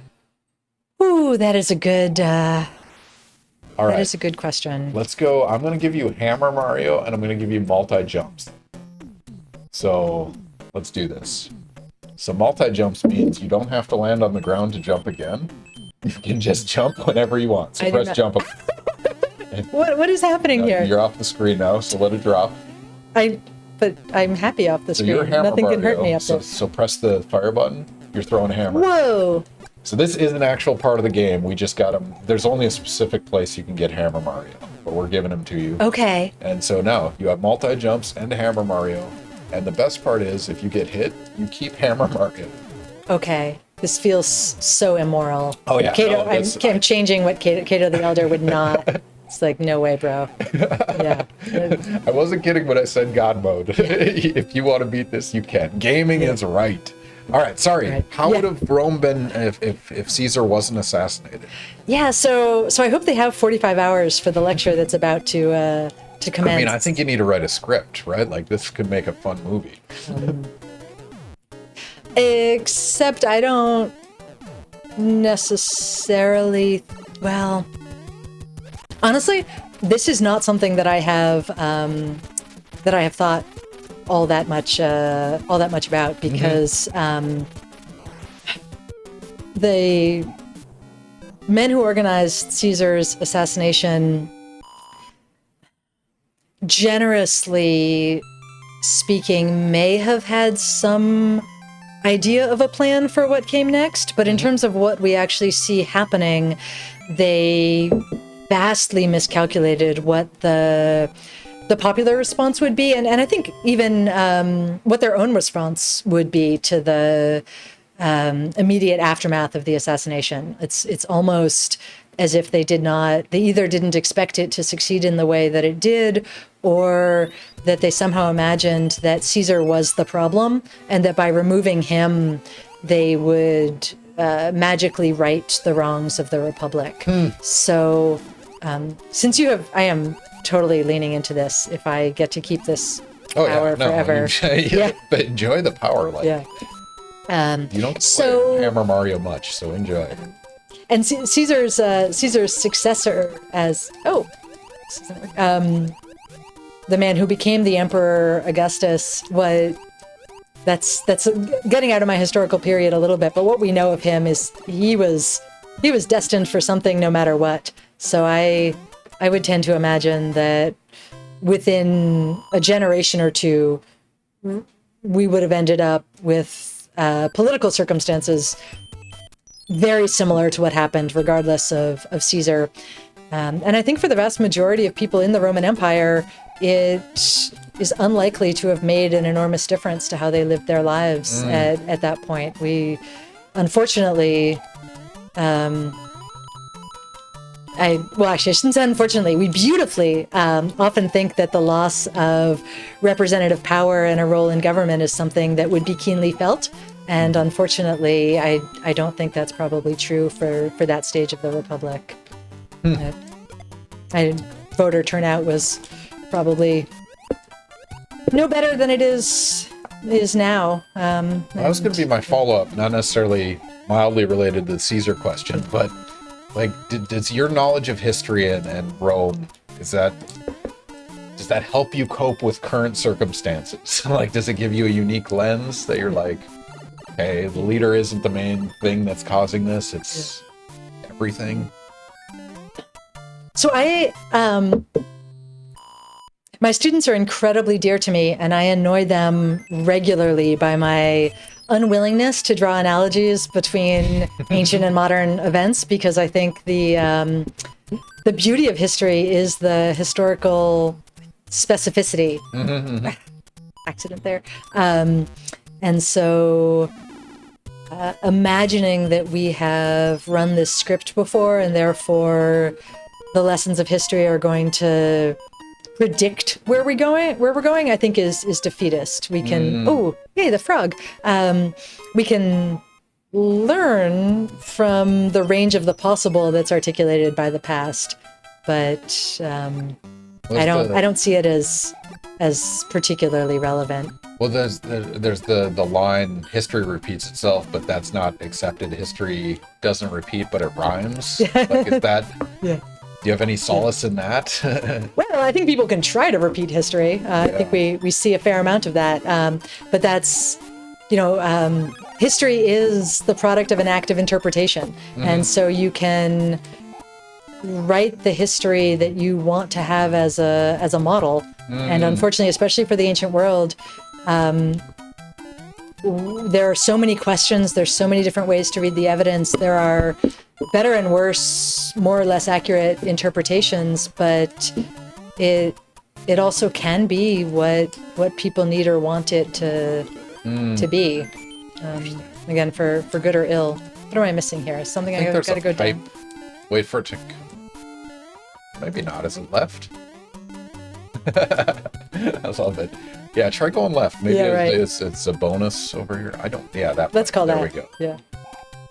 Yeah, there we go. Thank you for your patience. No problem.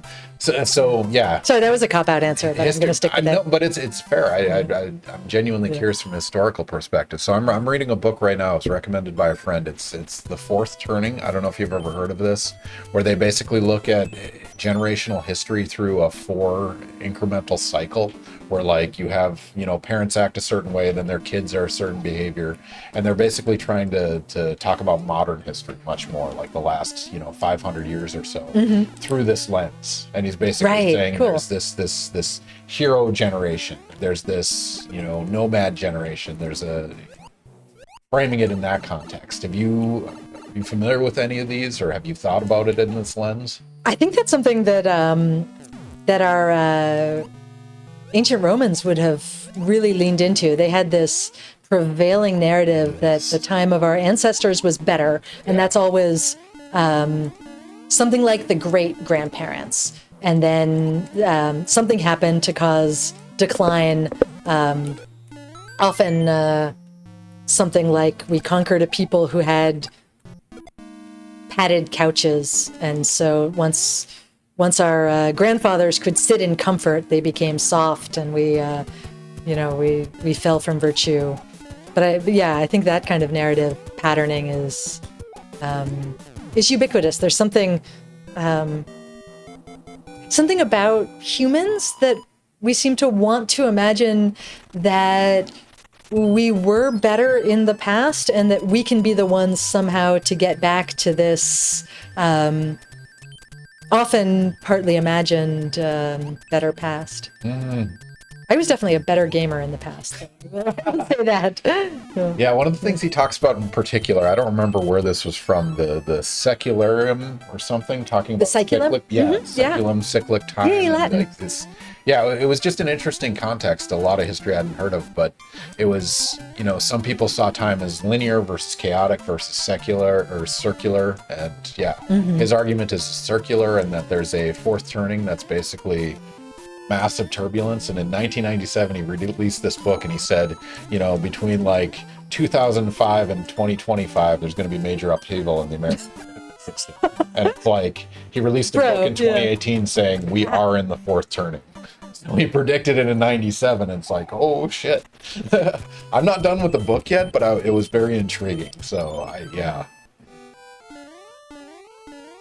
But the thing I appreciated about it is like the way our parents raised us obviously influenced us, because we were we were both borderline like latchkey generation, right? Your kids, it's 10 p.m. Where are your children? Oh right, right? We were totally feral, and it caused us to be a certain way, and then we're much more protective of our children, right? Because it's a byproduct of that. So they were framing this generational influence as being a force on how we perceive and how we react to political, social environments. So, yeah, I put a link there in chat if you guys are interested. I don't know the validity of this. It's much more recent history. Sorry, not ancient Rome, but yeah, it just so happens I was looking at that book. Narrative is a very powerful tool for humans. Absolutely, we want to believe we can predict what's going to happen. Right. We would love to. Right. Well, and we can absolutely learn. I mean, there are very, very valuable lessons from the collapse of the Roman Republic. I don't ever think they're going to be the easy or obvious ones. There's not going to be a key, a map legend that lets us know how we are recapitulating those patterns. So there was a relatively recent book. It was something like We Are Rome. Right? I tried to track correlations. Have you seen this? Yes. I haven't read it. Is there anything to it? I haven't read it either, and I am happy with anything that gets people interested in the stuff I'm interested in. So I am not knocking it at all. Anything? Because we're going to do the movie question later.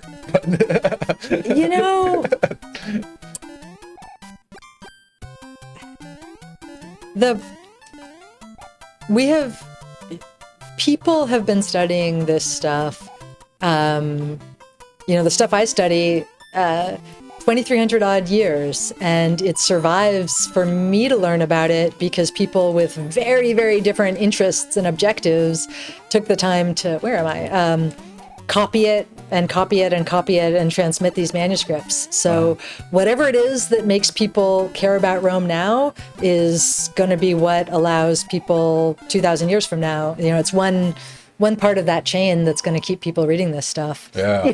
If they are, if we don't get hit by that asteroid. What is it? 3% chance? Not tracking it. Not tracking it. You're not tracking it. Yeah, No, not at all. Eyes. Not at all. Yeah. Oh, I do not remember. I'm not going to lie. The last 2 months, I've been avoiding any news because it's just bad for mental health. I just cannot hear about NSF losing 2/3 of their budget or whatever's happening. Oh, do you all need money? No, it's fine. Research just happens. It's magical. Exactly. Oh. I love writing grant applications in my field. It's like, can I have $20 for photocopying? That would be awesome. I mean, you guys have a certain amount of travel costs, right? We do. Yeah. There's a lot of the work of the field. I mean, my archaeologist colleagues are in a harder position, but for me, it's going to conferences. Sometimes it's going to archives.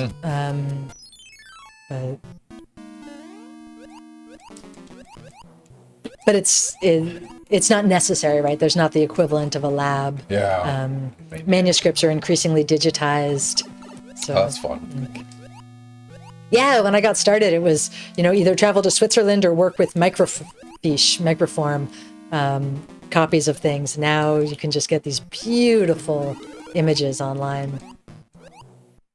All right, catching up on questions again. Sorry for the downer. We went down. Are we collapsing like Rome? The answer is maybe. No, we definitely not like Rome. We'll collapse differently. Well, look, take comfort in this, if nothing else. All right, let's hear it. It is illegal in Florida to cook and eat flamingos, whereas they were a delicacy in the Roman Empire. So, for at least, Obviously, we're not Rome. yeah. That book is complete bullshit. Wow. Not yet. Not yet. Yeah, we're rewriting rules all the time. All right, Misadventures in Astro wants to know, what's Dr. Clark's favorite period of Roman history?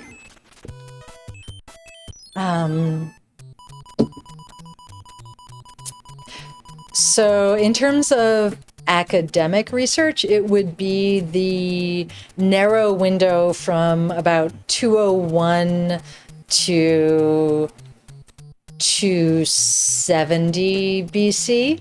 In terms of just fascination, I used to be really good at this. I've always been, yeah. Nice. I mean, talking while doing this, ladies and gentlemen of the audience, this is a non-trivial endeavor. Oh. Yeah. I've always been really interested, again, totally from a non-academic perspective, in what used to be called the crisis of the 3rd century, the time, if anyone's seen Gladiator 2, it's the time after the setting of Gladiator 2, and Rome goes through 50-odd emperors or more in 50 years, and they come out of the other side, and it's just archaeologically, there's enormous changes in settlement and economic patterns. Obviously the politics, law, things go through this enormous shift, but at the same time, they're dealing with some pretty remarkable innovations, the expansion of Roman citizenship to all the free residents of the... Oh, eat my fish. So that takes down Hammer Mario. Okay. Yep. I was living large with my sense of my immortality there. What we're learning is that you are a god, but also fish is a bigger god. Yeah. This is wrong. Yeah. Yeah. I'm sure there's a Roman analogy for what just happened. Oh my goodness! Right. Yes, there are stories of Romans keeping these enormous pet eels that they could throw people to. Wow. Yeah. Hey. All right. I'm just going on the upper deck there. Yeah. You jump mode. I don't know might as what's well. compelling me down there. I mean, it's the challenge of godfish. It is a lack of focus. I think we can call it for what it is. That's forgivable. We're talking about Rome. All right. Do you have a favorite Roman defeat?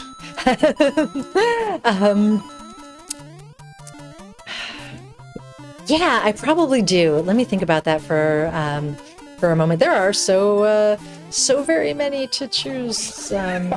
So very many to choose You can't from. pick your favorite. Yeah. So this is probably a lot of people's favorite Roman defeat, but one of the most famous is when a Roman governor is traveling through Germany in the year 9, and he's got a huge entourage because he thinks that Germany is largely pacified for Rome, and so he follows the advice of a fellow named Arminius, someone who had trained and fought with Rome and who he thought was a Roman ally, to basically take a shortcut through this really dark, narrow forest where he has to spread out his troops and not at all be ready for any kind of combat. And as can easily be predicted, even if you don't know the history from that setup, his 3 legions are overwhelmed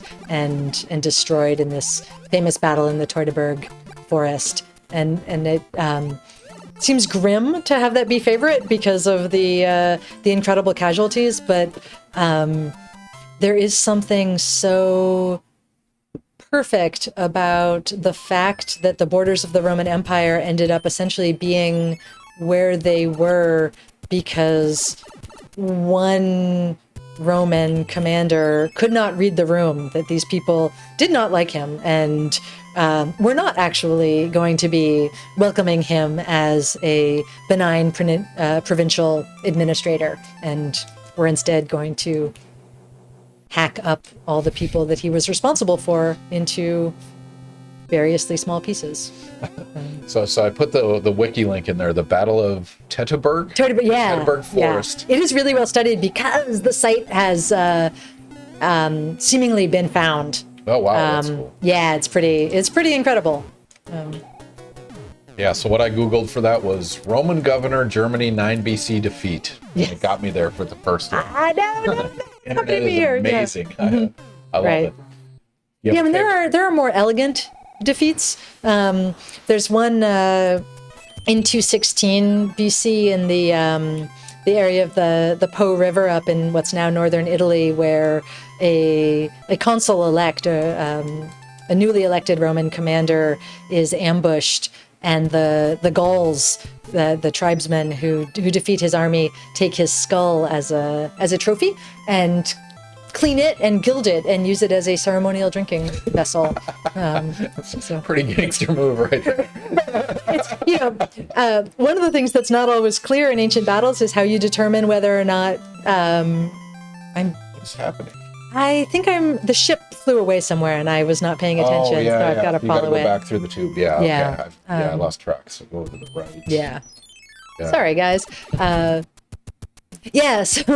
in terms of how do you determine whether or not the Romans won a battle, sometimes there are conflicting criteria. Do you do it by who holds the field after the engagement, so who is able to despoil the enemy and bury their own dead? Do you determine, who captures the enemy, the camp? What if they capture your camp, but you hold the field? How do you determine, which of those is more significant? But if your commander's head has been turned into It's pretty clear you lost. right, yeah. Say what you will. In case you were unsure, here's my cup of a skull. Wow, that is a framing. Man, we should do another. So we're at 9:45 right now. So if you want a break, we can take a break or keep going. It is totally up to you. Yeah, thanks. I'm good for now, actually. But I have a follow-up question on our previous prediction, because we should do a new one. But we have sunset over the Atlantic. So that was the first that Brutus had seen that. It's so nice. Had somebody seen a battle involving sharks? Or is that just the Gladiator 2? Is that a historical Greatest event? movie ever made. So the Romans are aware of sharks. Okay. They know that sharks exist. That is true. There is no evidence that they were aware of them as particularly interesting or lethal. They certainly did not force them to fight each other or anyone else and write it down. But what they, one of the wonderful things about history is if you don't keep a record of it, then there's no way that it can be either credited or dinged to you. That's so awesome. Perhaps all the Romans had fighting sharks. So we can't disprove it, but I have a feeling if somebody saw that, they would have written it down. Right? Is that a safe assumption? Unless it was so common that it sort of went without saying. There's the two possibilities. It never happened or it always happened. There's no gray. That is amazing. Yeah. All right. Speaking of which, that leads me to one of my favorite endeavors on this stream, is asking every single guest what movie or TV show gets your discipline right and what gets it wrong. Some you've seen where you're just like, ugh, that was terrible. Some you've seen like, wow, they got that right. They had a consultant. What were the two extremes? What do you want to talk about?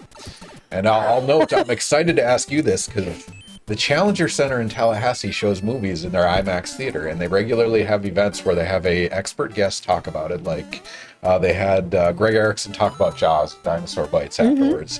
And you were one of those guests to talk about Gladiator. So we can start with the documentary filmed in real time known as Gladiator, if you like. Or we can go elsewhere. It's up to you. That is a big Koopa there. Everything's big. Sorry, I'm not remembering this level at all, and that is. Yeah, big world. This is one I of the didn't think only ones that anything had could be this. more interesting to me than Gladiator. Wow. But these giant Koopas. So, in terms of historical accuracy, something like the 1960 Spartacus. Oh, wow. Not going to say that it actually gets things accurate in the sense of pure history, but in terms of doing what a Roman author might do if they were choosing to make a heroic narrative out of that. I think it really is true to the way that one man can be represented as a kind of avatar for all that is right and all that is wrong. So it feels the most authentic, if I can kind of redefine your terms there. So it's not accurate in capturing history, but accurate in capturing the representation of history that they would have done. That is an amazing lens to take to that question. I had never thought of that. I mean, because the Romans, they didn't. The idea that Spartacus could be some kind of culture hero was just bizarre. I mean, they do not have that sense of anything like the kind of class conflict, or even the idea of liberty as an attainable virtue that we ascribe to Spartacus. That's fun. I did not expect Spartacus, but that's fun. I don't know why that one's been on my mind recently. But yeah. I guess that's a question. When was the last time you saw it? Well,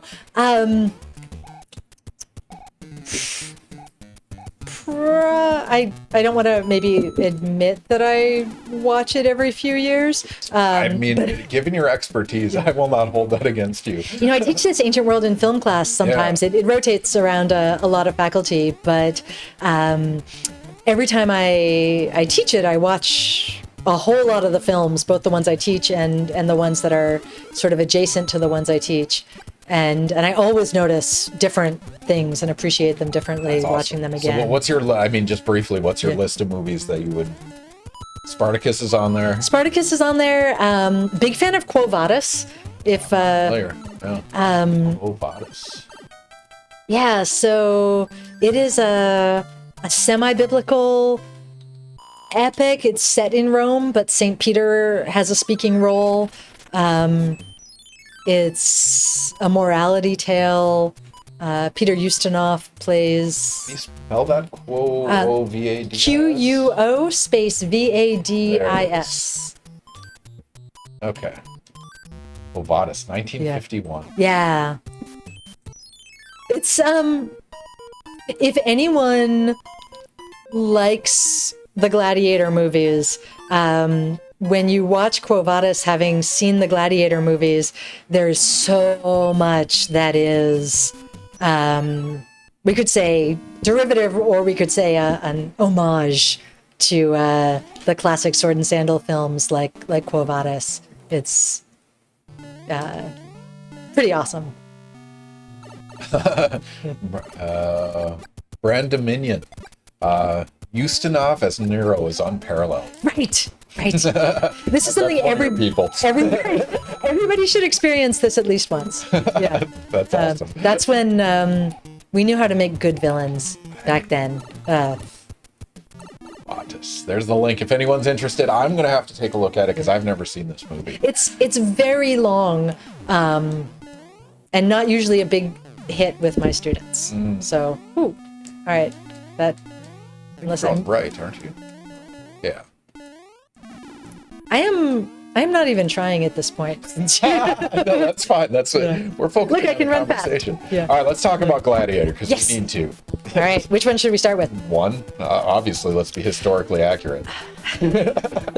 Well, right, but that's evidence of the great flaws in the Academy, because of course that's the one that won Best Picture, whereas it of course pales in comparison to the masterpiece that is its younger sibling. Oh man. So in terms of historical accuracy, Gladiator 1 and 2, not great.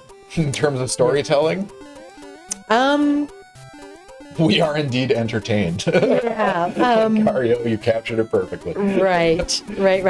So Wise. Okay. Like, So here's my take. I think that Ridley Scott with the first Gladiator movie really did want to make something that would be regarded as historically critical and informed. He had a number of Roman historians who were consultants. One of whom I will not name because they asked that their name not be associated with the film because they were so horrified in how it turned out. And he got just, the inaccuracies in the film, which are myriad, attracted so much displeasure from experts that my guess is that my firm, unyielding belief is that for the second movie, he looked for every opportunity to troll historical experts. I don't think it is possible that there could be so many errors by accident. I mean, sometimes there are 3 or 4 errors going on at the same time that you could so easily just ask, hey, Alexa, what happened? And you would get accurate. I mean, so like that wonderful shark battle, again, one of the greatest scenes in modern cinema. It is introduced as expressly entertainment and described as the Battle of Salamis in the year 480 BC, which is historically accurate, fought between the Trojans and the Persians, which is not. And the one of the combatants are given Spartan shields with the lambda on them. Again, that's getting into the weeds. The rams, the oars, the helmets, all of them are dramatically inaccurate for the different time periods. And I don't think you get that wrong by accident. Like, I think if he were aiming at accuracy, he would have gotten at least something right. The odds are. And so for every single possible detail to be wrong, he's just sitting back and watching people on Twitter and Blue Sky being like, oh my gosh. So people I love and deeply respect. But Contra. Errors metastasize into an Oscar, though. Totally worth it.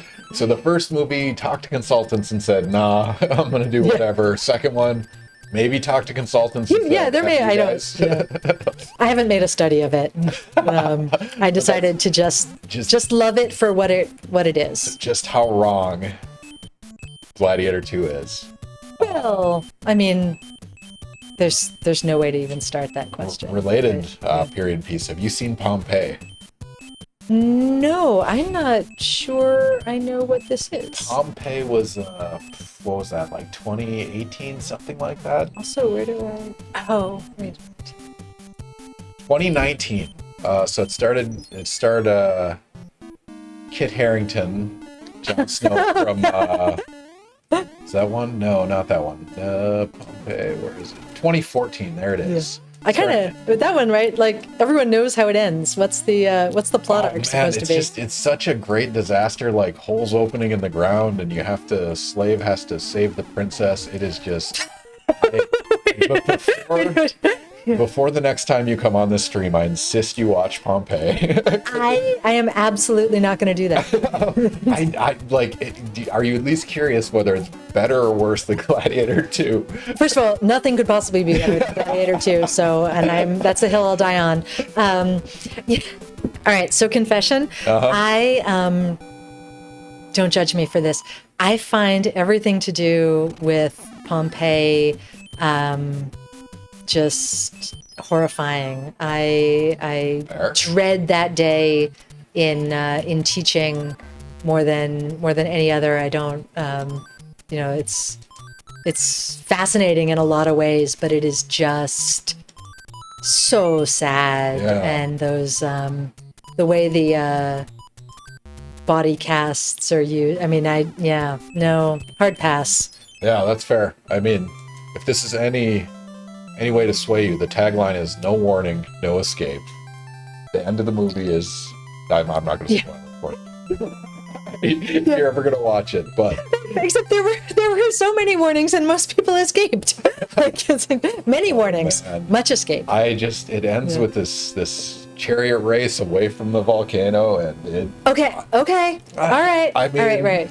All right. Anything that respects Ben-Hur I'm willing to. It's one of if you see, so 2012, the John Cusack movie with like modern disaster. It's like that, but set in Pompeii. So they just took everything. Like, imagine you're fighting for your life in a gladiatorial arena, but then a volcano goes all the time. off, and so all this ties together naturally in a narrative that's tied with a love story. Pearl Harbor combined with 2012 combined with. You're really selling it. Yeah. Anyway, if you guys haven't seen Pompeii, check it out. It's amazing. All right. Any other ones I can think of? Ben-Hur, that was... that is a long movie. Yeah, that is a super long movie. It is a super long movie. What else falls under your movie compendium then? For the... I mean, obviously you're going to add Pompeii at some point. Right. Other than that, what else do you cover? Well, so the Elizabeth Taylor Cleopatra is always interesting to think about. It was such a scandalous, high-budget film. The visuals are just really astonishing. I don't remember where I read this, but somebody somewhere posted a comment about how Cleopatra, the reign of Cleopatra, is closer to our own day than it is to the pyramids of ancient Egypt. And so the ways that the Hollywood cinema kind of packages this timeless, very ancient myth of sort of Hollywood Egypt, I think is it's just beautiful to watch. Watch the artistic direction on that labor of love. I am not a fan of Troy or Alexander, but I have no animus in my heart for against those who are fans. I'm trying to think what else is there. I'll avoid talking about 300 if I can. That's fair. Yeah. But there's actual scholarship on something called the gladiator effect, that enrollments in the United States in Latin and in Roman history classes and classics majors, there is a steep increase after 2000. It has been measured and studied. So at some level, I am all in for anything that reminds people that this stuff is awesome. That's amazing. Yeah. It's the Top Gun effect, right? Like there's, I like it. Yeah, I'm a little bit heartbroken that I'm not sure anybody under the age of 40, aside from my son, who I made watch it with me, watch Gladiator 2.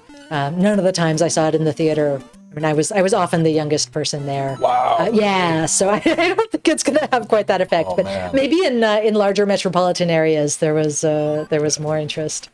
That's fair. All right, catching up on a few things. Schmo Night, are we going to cover a funny thing happened on the way to the forum? Oh. What is it? What is that? Oh my gosh. Okay. Is that related to movies or not? Yes. Okay. It is a play. It is a movie. This comes at the. I guess I should ask. Do you want us to cover it? But let's assume that was a comment by someone who's a fan. It comes kind of at the end of the great Hollywood sword and sandal era, when you're starting to get films, especially coming out of the UK, that are a lot more critical of Roman Empire as a model, and it's It's a script based on an amalgamation of a couple actual ancient Roman comedies from as far back as 200 BC. They update some of the jokes. Some aspects of Roman humor would definitely not be funny to a modern audience. But they keep a lot of the same kind of shtick physical comedy aspects. It is. Yeah, you can find the trailer online, and just watching the long form trailer will bring joy to anyone's heart. I challenge factoid. that. It was Buster Keaton's last film role. Oh Wow. oh, and his character is just so delightful. He's the if you watch the trailer, he's the one with the hat. Yeah. I think. As Sure. erroneous. Yeah. Yeah, right. The names are fun. Yeah. All right. So movie related. Speaking of which,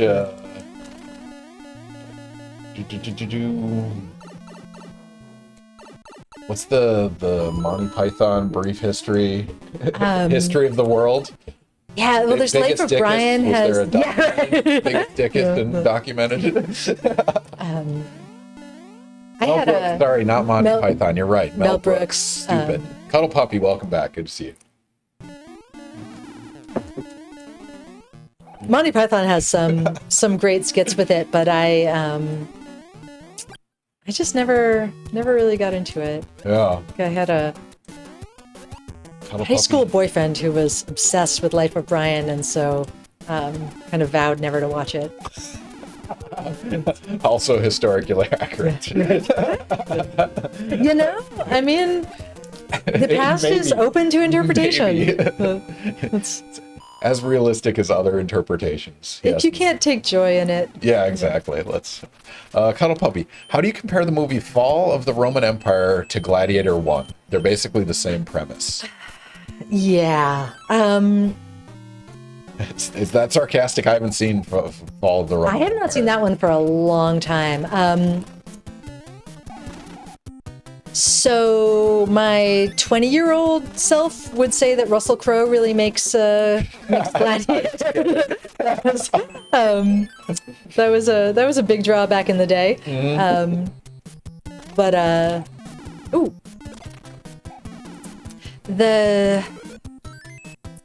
I'm reaching back into my memory with Fall of the Roman Empire. I feel like there was an expectation that audiences needed something different in the late 90s, early, going into 2000 when Gladiator premiered, a different degree of optimism in the ending that we expected from that.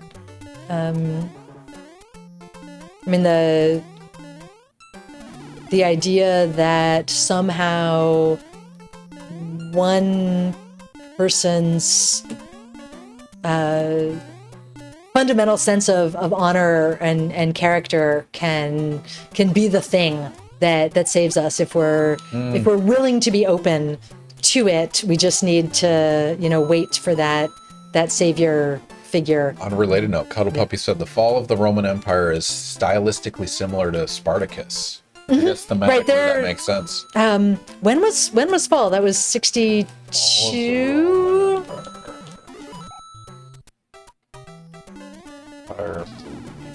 1964. 64. Okay.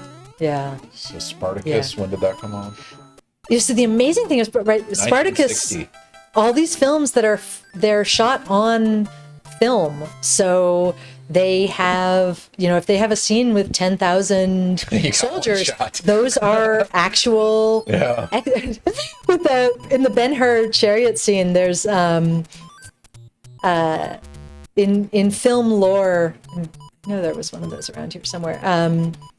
When they were filming the chariot scene, they originally.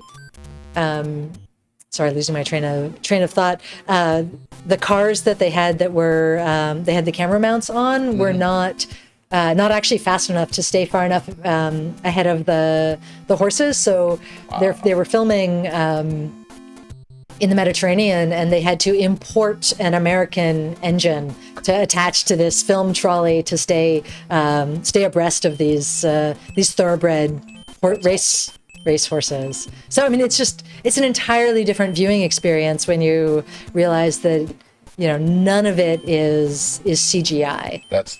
It is real. Yeah, that was big budget and everything. You got one shot at, right? Big budget, right? All right, we should do another prediction because we just crossed 10 o'clock. So, what do you want to do? Any one of these scream to you?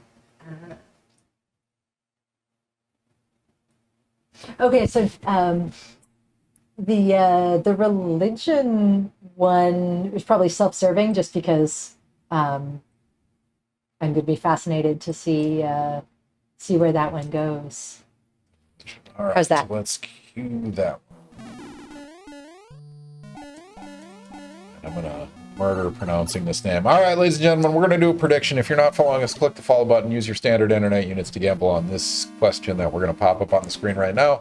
We're doing this for pride. Don't search for the answer. Just see what you know about history or what you can guess from what you've inferred from gameplay and or this discussion thus far. I think it's going to help you on this one. The question is, in Roman religion, Robigus, is that how do you pronounce it? Rubicus was the god of the fungus, wheat rust, or sharpened sword blades.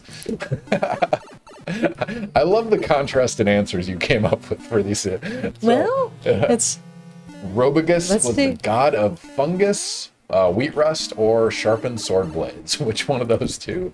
Again, you can't search for this answer. We'll see what you know from your memory. Contra, yes, I will get to the Shakespeare one. Sorry, I skipped over that. I lost it on the page, but we will get back to that one. We're going back to movies because, I mean, it's such an easy topic that, students have to like this class, right? Like, movies, and they get to relate it to something. It's context-based learning.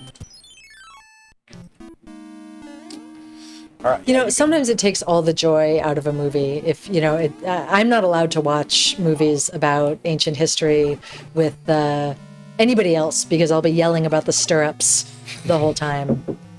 Even Gladiator 2. Okay, look. When he rides the rhinoceros, which is CGI, right? They're not using a real rhinoceros. Yeah. They put stirrups on the completely imaginary saddle. Yeah. So the rationale for stirrups in other reconstructions of ancient Roman cavalry battles is that you can't hire modern riders who know how to wheel their horses and perform that way unless they're wearing stirrups. So we kind of have to accept that there would be this inaccuracy and just pretend we don't see the stirrups. But it's a CGI rhino, and they still put stirrups on it. Yeah. Because it wouldn't be believable unless there were stirrups, right? But they make these, there's these special rhino stirrups. Yeah, no one watches movies with me. Special rhino stirrups. I love it. All right, Jessica, what is the answer? In Roman religion, Robicus was the god of... Did anyone get it? They don't know yet. What's the breakdown? Let me go back. We have 72% said fungus, 28%. Oh, okay.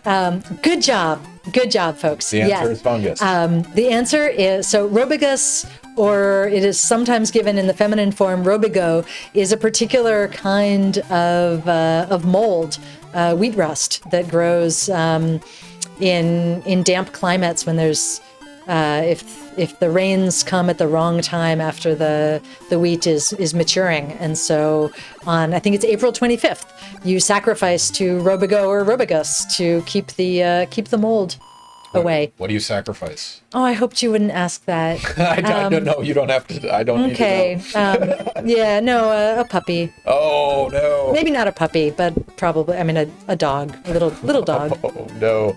I apologize. We love the Romans, though, right? Are we Rome? Cuddle puppy. You should warn guests that chat is always going to guess the less obvious or weirder answer. Yeah, I've thought about that. I do a lot of test design type research, and it's like, why would you ask the question unless the answer was this, right? So they use the meta to answer it. So, yeah, you might be right, Cuddle puppy. Yeah, that's one where I was just curious whether the association of Rome and warfare was just so strong that people would click it before realizing, wait, no, this has got to be a trick. So I'm actually really delighted that they were the very psychology was confident in able fungus. to. Well, somebody Yeah. knew. Somebody clicked Yeah. it immediately. So, yeah. The word just means rust. So it is plausible that if you just looked it up, you might find, you might think, okay, if this is about rust, maybe maybe it's a god. Wait a minute, what did I do wrong here? Robogus, the word just sounded more fungusy than thorny. Right. Fair enough. Yeah. All right, getting back to Contra's question. How did Shakespeare do with his dramas as far as the history? Also, did you enjoy the surrealistic realization in Julia Taymor's Titus? Not familiar. Titus movie. So, okay, full disclosure, I have not read very much Shakespeare since I had to in high school, and I periodically regret that. I did just reread Coriolanus for a project I'm working on. I was like, this stuff is amazing. Shakespeare had access to a lot of the same source material that we do, but he was not. Historical accuracy was not his concern, and a lot of things. It was more important to be plausible, to match what people knew. So the sort of popular awareness of ancient Rome that comes from things like Plutarch's work on moral education or biography, that's going to inform a lot more of what he's writing than whatever independent research he might have been able to do. So that's sort of I don't know if that's a satisfying answer, really. Something like Julius Caesar, again, I think it's one of those things where it brings to life a set of values associated with particularly the character of Brutus that Brutus would have liked, but maybe doesn't line up with some of the other material we have, particularly for I think the actual character of Caesar. He was a much stranger and more complicated figure than the somewhat one-dimensional dictator. Maybe that's an unfair thing to Shakespeare. Apologies to the Shakespeare scholars. It's been a while. Right. Write me an angry letter. I'll be fine. You an angry letter, right? Don't write me an angry letter. No, I will not be fine. Send it to the broadcaster. It's fine. I mean, I am. Oh, lava kills him too. Oh, didn't know that. Speaking of unrealistic, anyone just joining us, you'll notice that we're in God mode. Right. Sorry, I've just been like. I mean, you're flying. You're on what world is this? 5? So I'm happy to switch to something else. It's up to you. So it's 10:16 in about 10 minutes. We're going to switch to NARC anyway. So what do you want to do?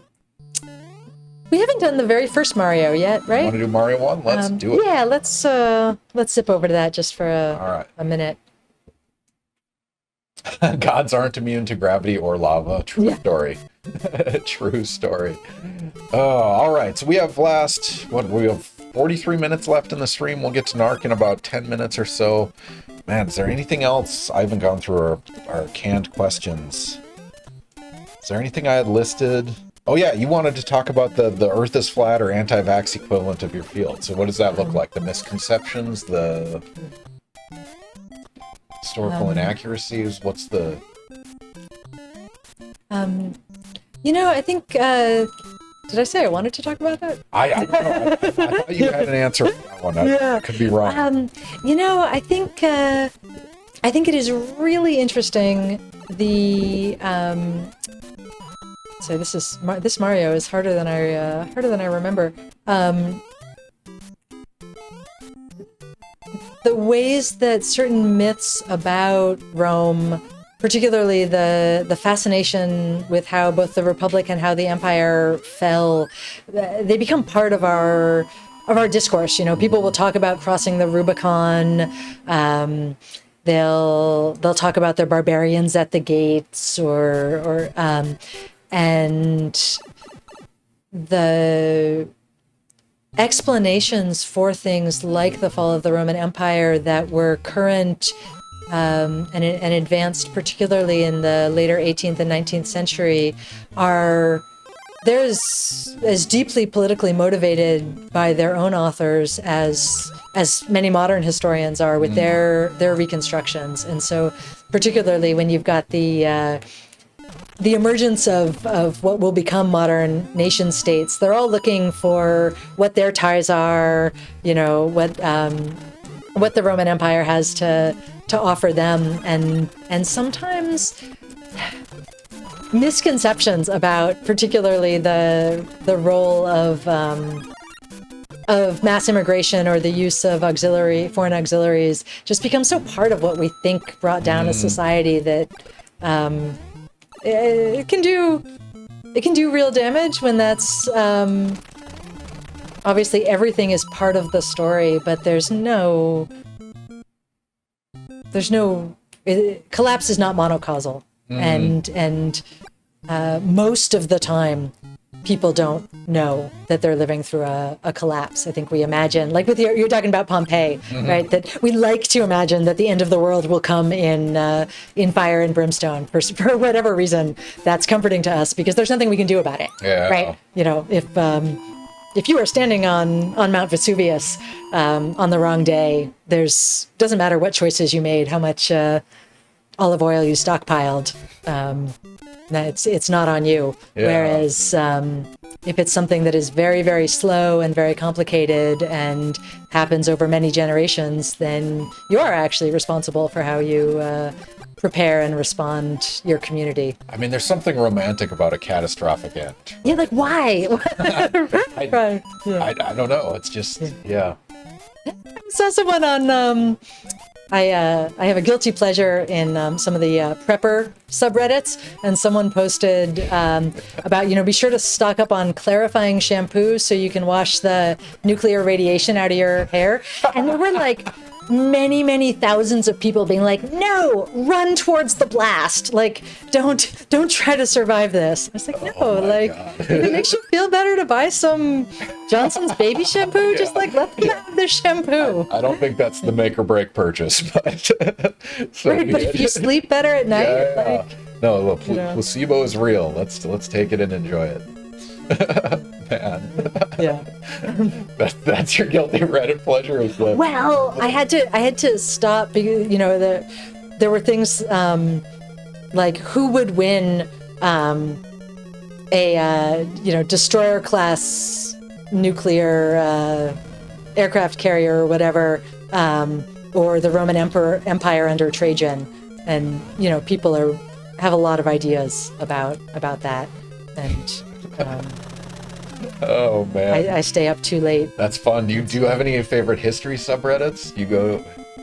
I really don't. Like that's my I'm off duty. Yeah, that's fair. Yeah.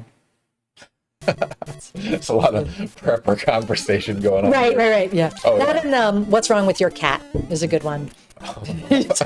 I'm revealing too much here. No, that's solid. You guys should check them out. For sure. I am not a serious person except when I'm at work. It's hard to be serious right now. It really is. I like it. There's a subreddit called Cursed Chemistry. Oh my! It's all about like wrong structures in movies and TV shows, too many bonds, carbon with 12 bonds when it should have 4, stuff like that. That's one of my guilty pleasures. So, if you see 12 bonds, does that, are you going to lie awake at night and come up with your speech? No, I'm going to laugh about how, absurd that is. Chemically, carbon will make 4 bonds. Sometimes it'll make 3, sometimes it'll make 2. 5 is something referred to as a Texas carbon, because it has too many bonds. And it looks like a star to be in defense of that. Yeah.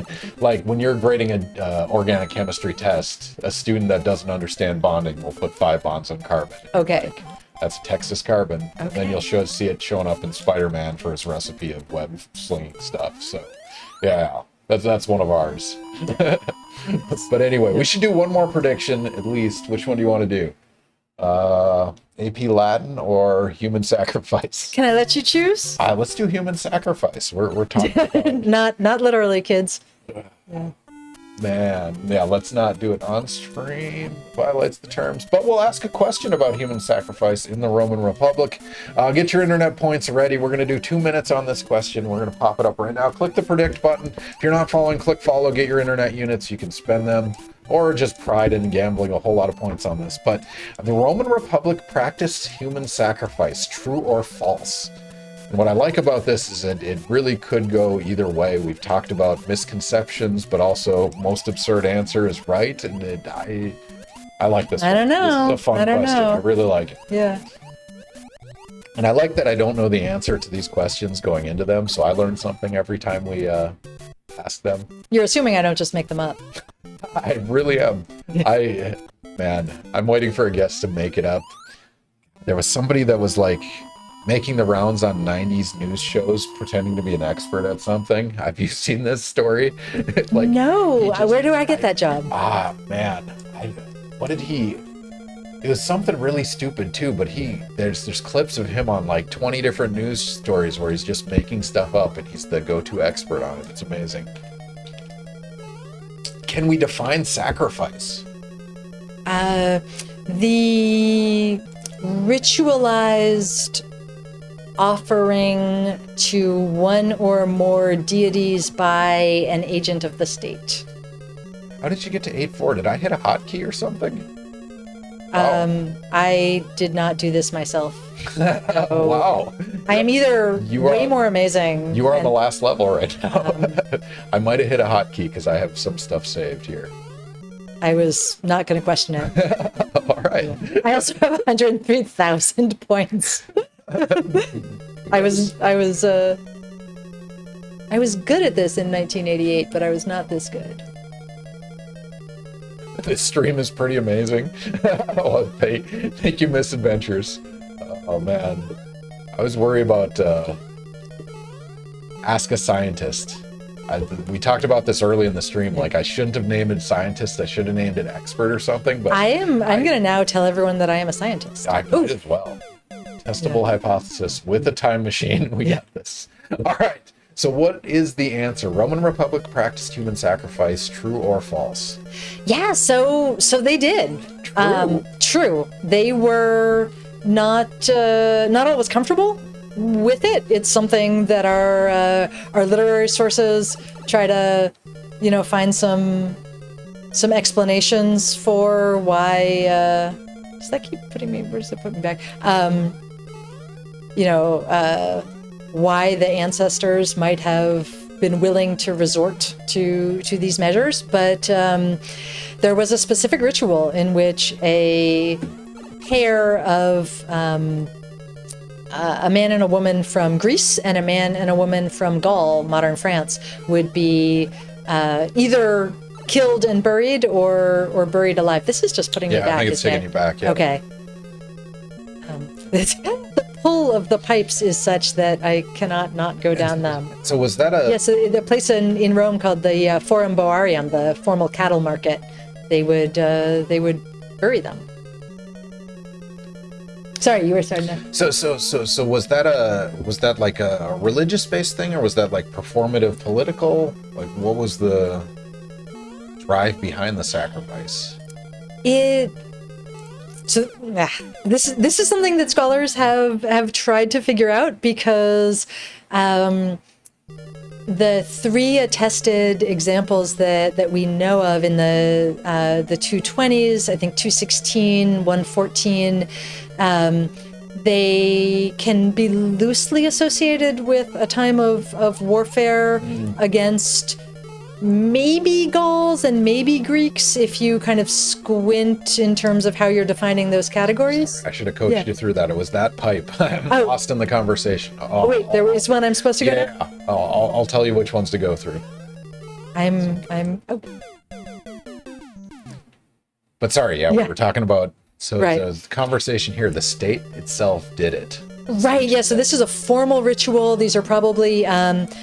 I always hate getting into the worst parts of Rome. Probably people purchased for this purpose, whose sacrifice would be maybe atoning to something that was owed to, don't forget to tell me which pipe, to the gods of the underworld. Maybe imagining that if this sacrifice is made correctly, that then Romans will not need to be lost on the go in that battlefield. pipe This right pipe? there. Yep, Okay. that one.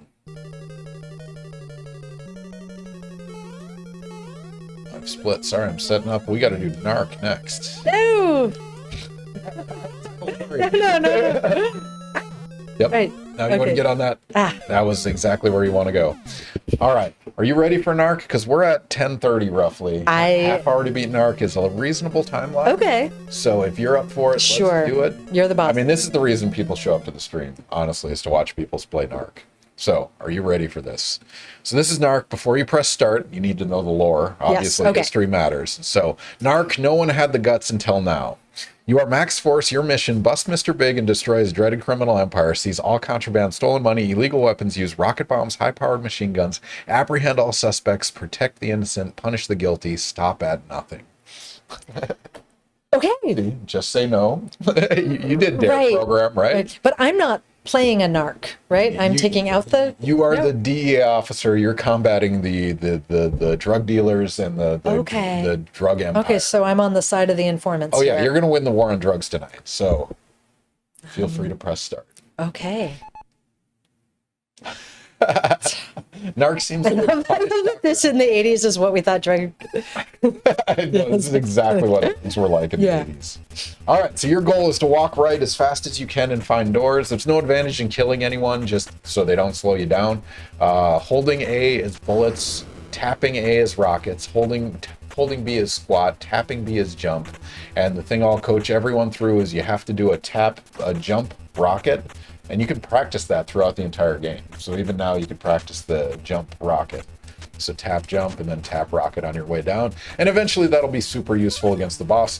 But anyone just joining us, Ask a Scientist Gaming, mediocre gameplay, expert science, or as the case tonight, expert history and literature, talking about the Roman Republic with Dr. Jessica Clark. She's an expert in, was it 300 to 100 BC approximately? Generously, sure. Let's go with that's that. too big? That's... No, I'll take it. All right.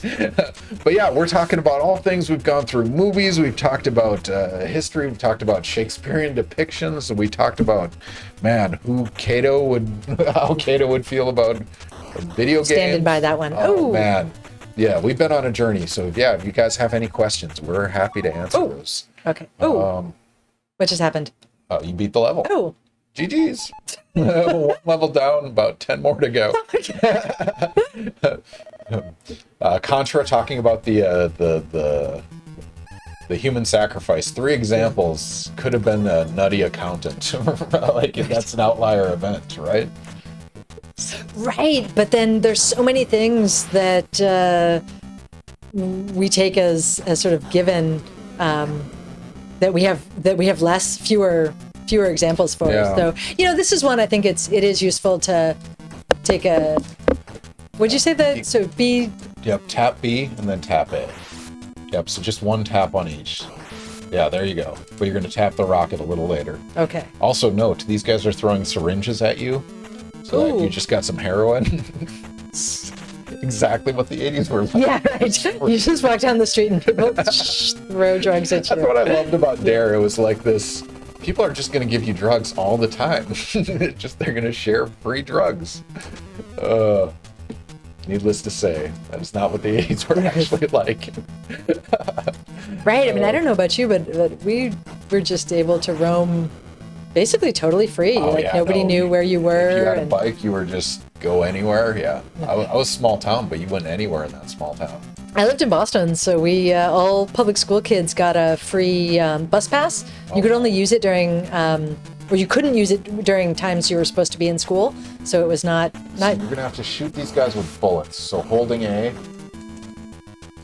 Ooh. Oh, and so we kind of have to shoot the dog. So hold the A button. So that's rocket. Yep, that one. So you're gonna want to shoot those guys reasonably close range, and eventually one of them will drop a blue card. And you said I have infinite arrow? Yep. So go this way, by the door, kill the things, Eventually one is going to drop a blue card. There it is. All right, through the door. That's one of those random, sorry, the keys, because it's realistic. Got it. Right. Yeah. I love it. I love it. Yeah. We never see the drug deal coming. Absolutely not. But man, there is demonstrably a bad program, but still we maintain it. There's a whole bunch of evidence that say it actually increases drug use. And one of the main hypotheses is when they sell you on how bad drugs are, they treat all of them equally. Like marijuana is as bad as heroin, and Right. there's no gray in between. And so if you try marijuana, well, maybe they lied to me about heroin as well. So yeah, Dare did the opposite of what it was supposed to, as far as the research is concerned. Now our kids are going to go through it. Great. All right, Yeah. you're going to jump in the car, so tap B right there. Oh, nope. Wait, now I'm a carjacker? Whoa, look at me go. Oh. Yeah, now that's going to happen no matter what. Oh. Also, the fact that they made drug use look really cool. I don't know, the egg frying thing. Oh, yeah. that, Rachel Lee Cook, your brain and your brain on drugs. Yeah. Yeah. Yeah. That was one of the good commercials, but before that it was, what was it? I learned it from watching you, the one with the dad and the kid.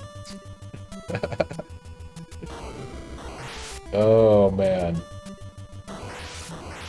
All right, yeah, if you guys have any questions, we have what, I don't know, 25 minutes or so left, depending on how long it takes you to beat NARC. See how this unfolds. 15 hours. I mean, she lived through Dare, so obviously she's going to be good at this game. So, no, keep going. Ignore those guys. Yeah, no. You have to. All right, tap B to jump over. These are dumpsters, believe it or not. That's what All right. Nintendo graphics do. But if you guys They do so much with so few pixels. It's crazy. Yeah. Yeah. What I really appreciate in retrospect is the music, because they did a lot with this chiptune type style.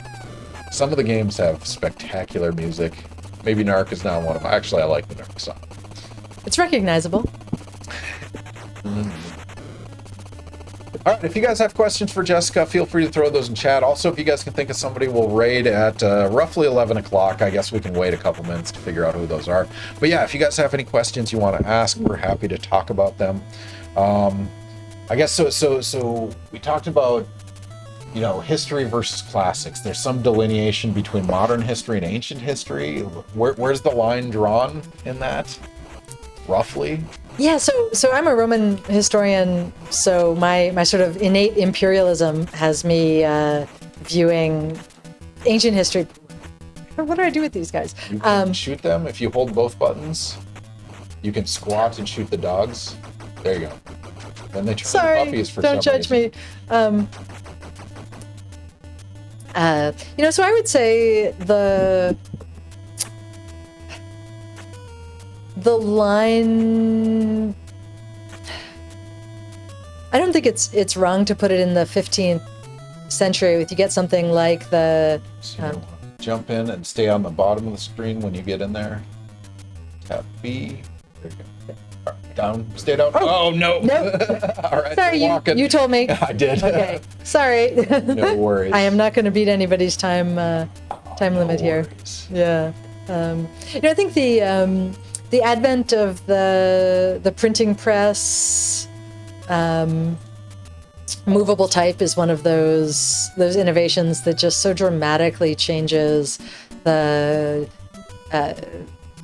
nature of record keeping and the dissemination of information. Interesting. So the methods are going to be so dramatically different. You know, if I'm talking to a colleague who works really globally anywhere before that, we're going to have a lot in common methodologically, even if our material isn't all that comparable. But once you start having to deal with real archives, you gotta have other methods. So printing press was, what was that, 1400s? 14 something. Sorry, 1400s. yeah. Have I want you- to say 1473, but that feels artificially precise. So have you been to Disney, the Epcot ball, the ride the history ride? Oh, maybe when I was really little. Oh man, I would love to see how adult you experiences that. Yeah. So if you guys haven't been to this ride, inside the Epcot ball in the Florida Disney, which one was that? Disney World? I think that's Disney World, not Disneyland is California. All right, in the car, stay on the bottom and go the entire length to the end. Whee! But that ride inside the Epcot ball, I don't remember what it's called. It's like Spaceship Earth or something like that. And it basically goes through the history of knowledge and communication. It goes through papyrus and then printing press and then computers, and I love it. It's janky and old, and it's crappy animatronics, but I Nice. love yeah. So if you get a chance, that's fun.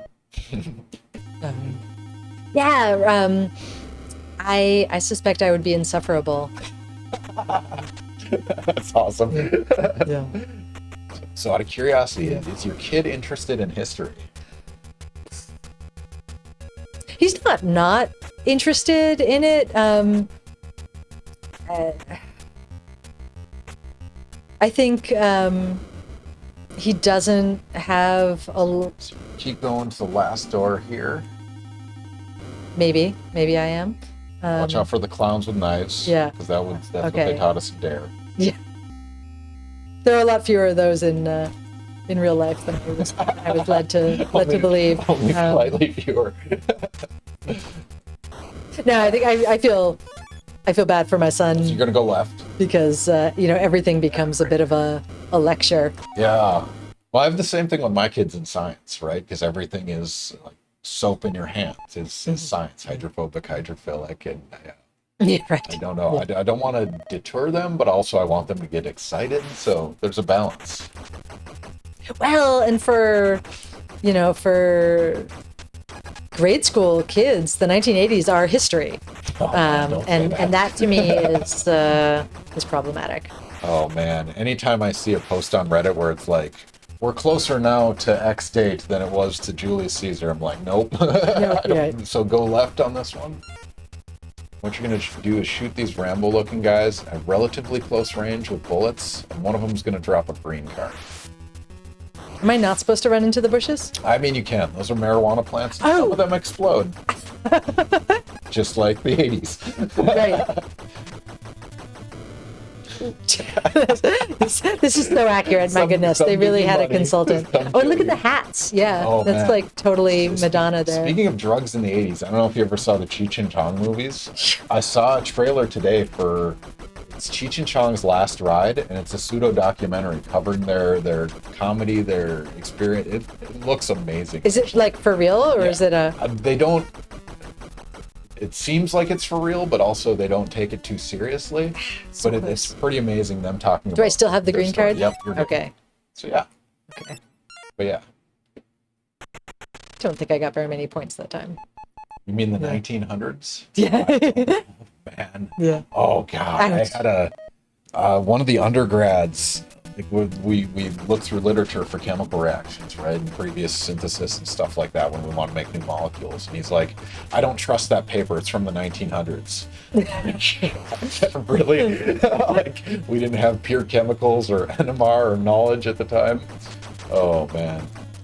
Contra, if you haven't seen Contra said I had Cheech and Chong on vinyl once upon a time. If you haven't seen the trailer, look it up. Heck, I'll look it up and share it to the stream. But I just watched this today and I was excited.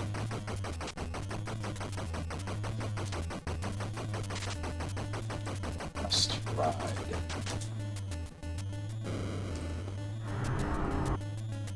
All right, there's a link for anyone interested. Obviously, wait till the stream is over to watch it. But man, they got to be in their 80s now, right? They're getting up. Yeah, I mean that is old school.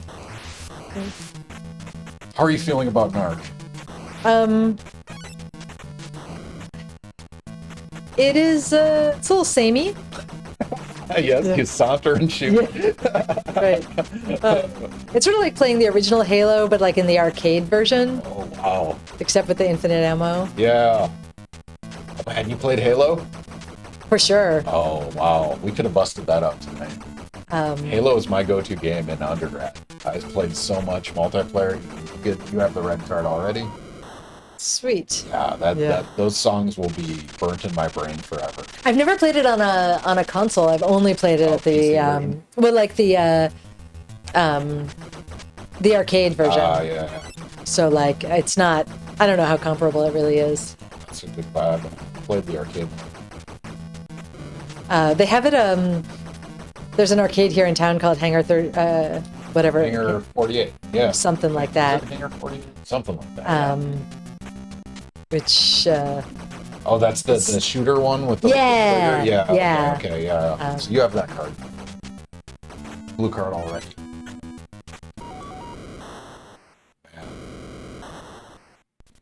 But yeah, any last minute questions for Jessica Clark? She's getting towards the end of NARC and winning the war on drug, Yeah. But in the meantime, I totally we're happy am. to answer I'm any totally questions. winning this.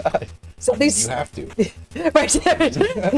The world is depending on you. Are those police officers? The ones in blue? Yeah. All these are drug dealers of some kind. Oh, you didn't ask my Mark Zuckerberg question. I do have it here. Cuddle Puppy wants to know. And this is the most important question of the night. Dr. Clark, do you think Julius Caesar's haircut sucks, or is it just that Mark Zuckerberg can't pull off anything? Well, so Thank you, Cuddle Puppy.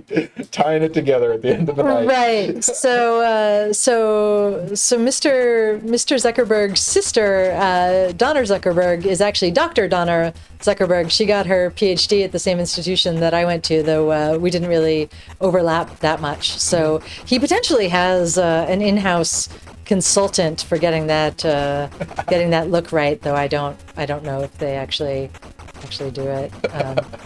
So we talked, right? We talked about that. The grass crown, right? Yeah, the use of the laurel crown to cover his Julius Caesar's receding hairline. All right, you're gonna shoot the guy in the wheelchair with a rocket. That doesn't feel right. But he's a drug dealer. Yeah. Obviously, it's okay. Everyone deserves a second chance, bro. But I have to shoot him. There's no way. Yeah. Shoot him 3 times with a rocket. I should really give you a warning on shooting dogs and people in wheelchair. But all right, so you can stand and tap rockets. Oh, rocket is just A. Yep. Okay. Just tapping it. Okay. Yep, Sorry, I was trying to do my my little jump move there. There's these dogs. Where'd he go? Shoot the guys on screen. He'll come back. Okay. Yeah, there you go. He's back. So then it's tapping A. I Yep. suck at this. It's not easy to do the A tap. And if it's not shooting a rocket, maybe press it gently. Like you don't have to press it all the way down. Okay, I shouldn't be like spamming it. Yep. Okay, got it. Yeah, so just like tap it gently. Got it. I think. Nancy Reagan was allergic to second chances. Absolutely right and appropriate for this game. But there is something about the haircut that we associate with the Roman military haircut that comes from particular emperors themselves kind of trying to lean into an Alexander the Great comparison with that sort of windswept locks. Wow. That it was Caesarly. Right, that there was an expectation for what a powerful man would look like. Wow. Like things like beards go in style. There are years where wearing a beard makes you a savage barbarian. There are years or decades, generations where you have to have a beard to appear cultured. I am never getting out of this level. Yes, what I'd recommend is stand like in the middle here and just spam rockets all over the place as soon as he gets on the screen. So a little gentler on the press. A little less. Oh man, you had it earlier. Now it's just a little too long on the press. This is how they turn 2 buttons into one, and it's kind of annoying, but it's now the tap. So maybe my advice is generally don't push it down all the way, just like push it down a little.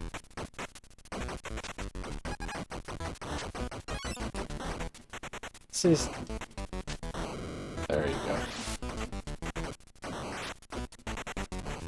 Come the back. dogs always come back. Yeah. There's an endless supply of These dogs, guys. surprisingly, in this world. But yeah, if anyone has suggestions on who we should raid, put those in chat. I'll keep track of them. It's almost like it's not, I'm not hitting functioning him at all. properly compared to earlier. Try just to Yeah, please.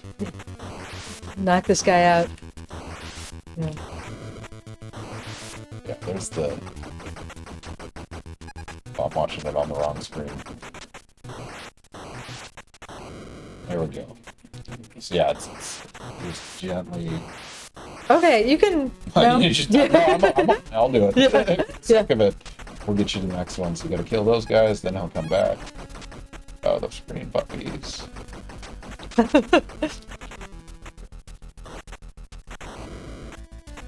And one more time. All right, nice. Yeah. You know, collect things, why not?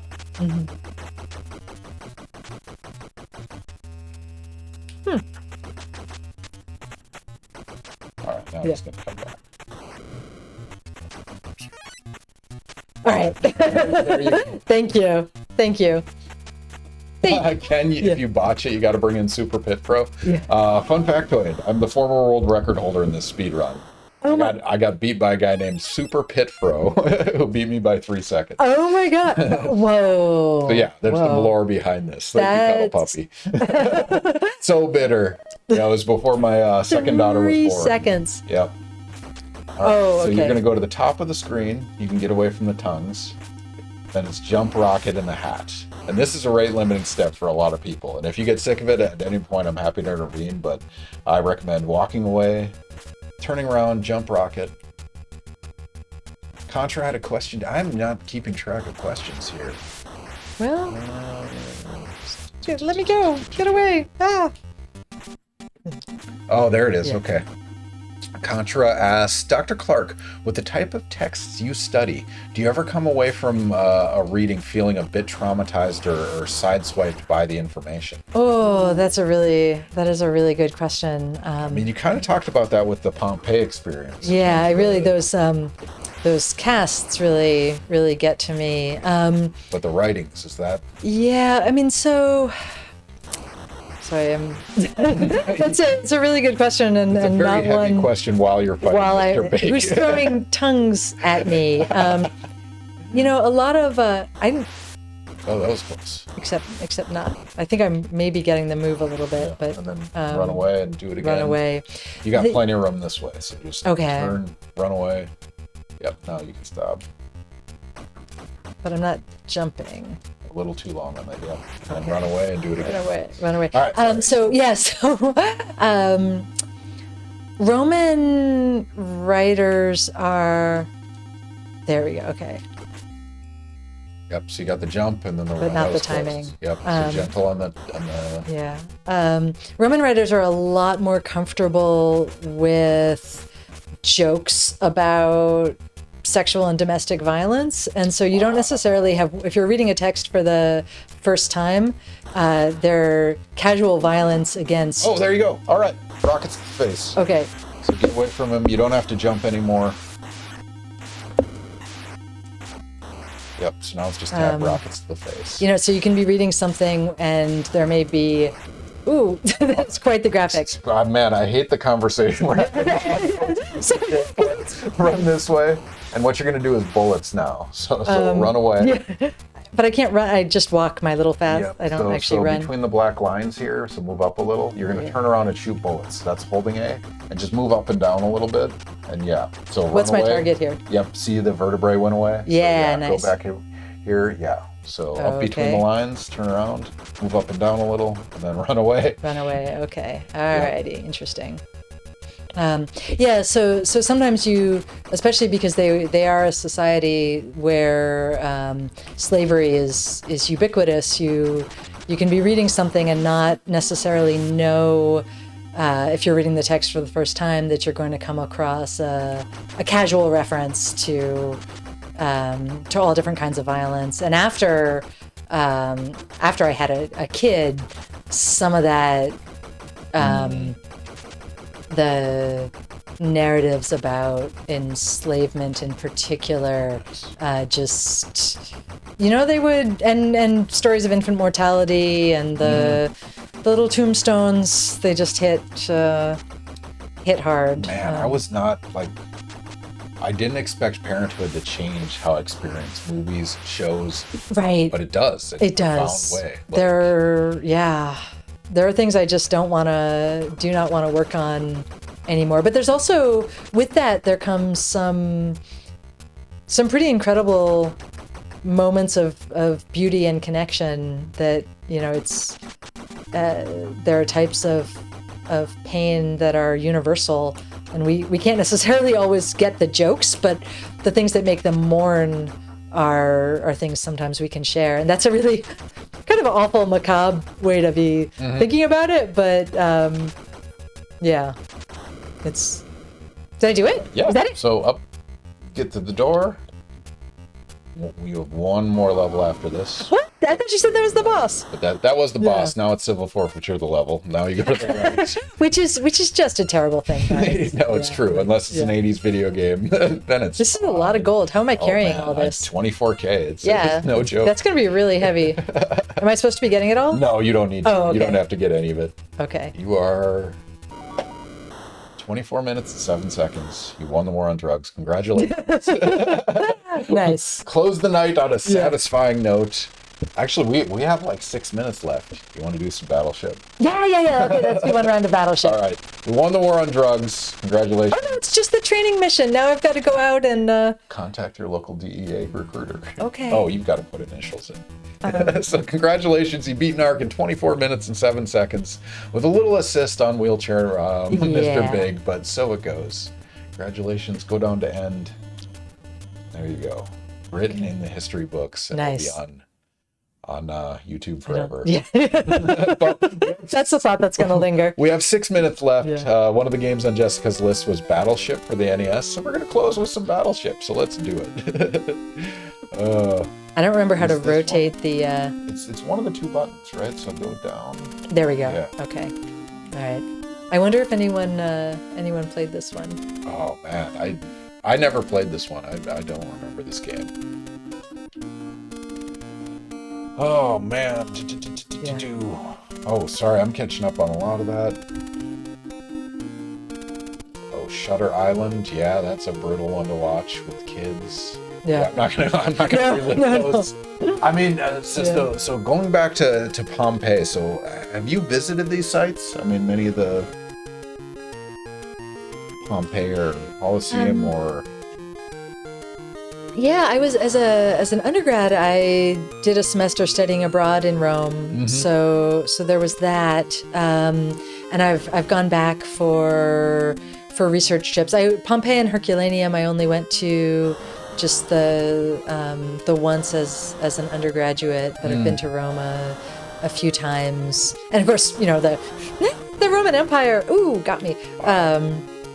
Depending on how you count modern national boundaries, they Roman Empire extended over 45 to 50 modern nations, all are in part. So you can see a lot of Roman stuff outside of Italy, but it's not really necessary for my research. It's more just sort of getting the vibes. Yeah, that was inevitable. Speaking of vibes, my favorite in Rome, I mean, Colosseum was awesome, right? We visited Vatican, but the place where Caesar was stabbed is a cat sanctuary. Oh, yeah. They take and nurse cats and feed them, and it's amazing. It really is. And I was there last May, and they've opened up more areas where you can get down really into the ruins, and there really is something about walking on the actual ground.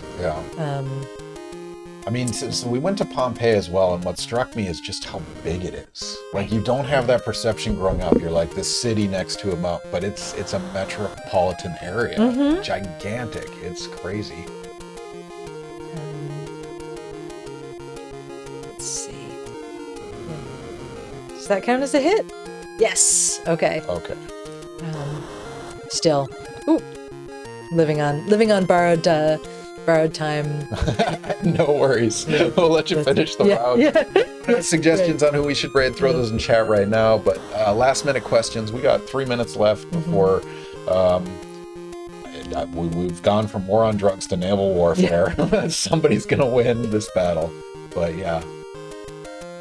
Pompeii, the cast. I mean, there is something morbid about the cast of like final. I don't know why. Minutes. Yeah, that just wasn't. I'm going to spoil the movie Pompeii for you. So the romantic love story at the end, they're trying to run away from the volcano, and he's like, "Oh, if you get on the horse, you'll get away." But she's like, "No, we're going to die together." So it ends with them embracing, and then a cast of them showing up on the screen. Yeah. Are you enticed to see it? Yeah.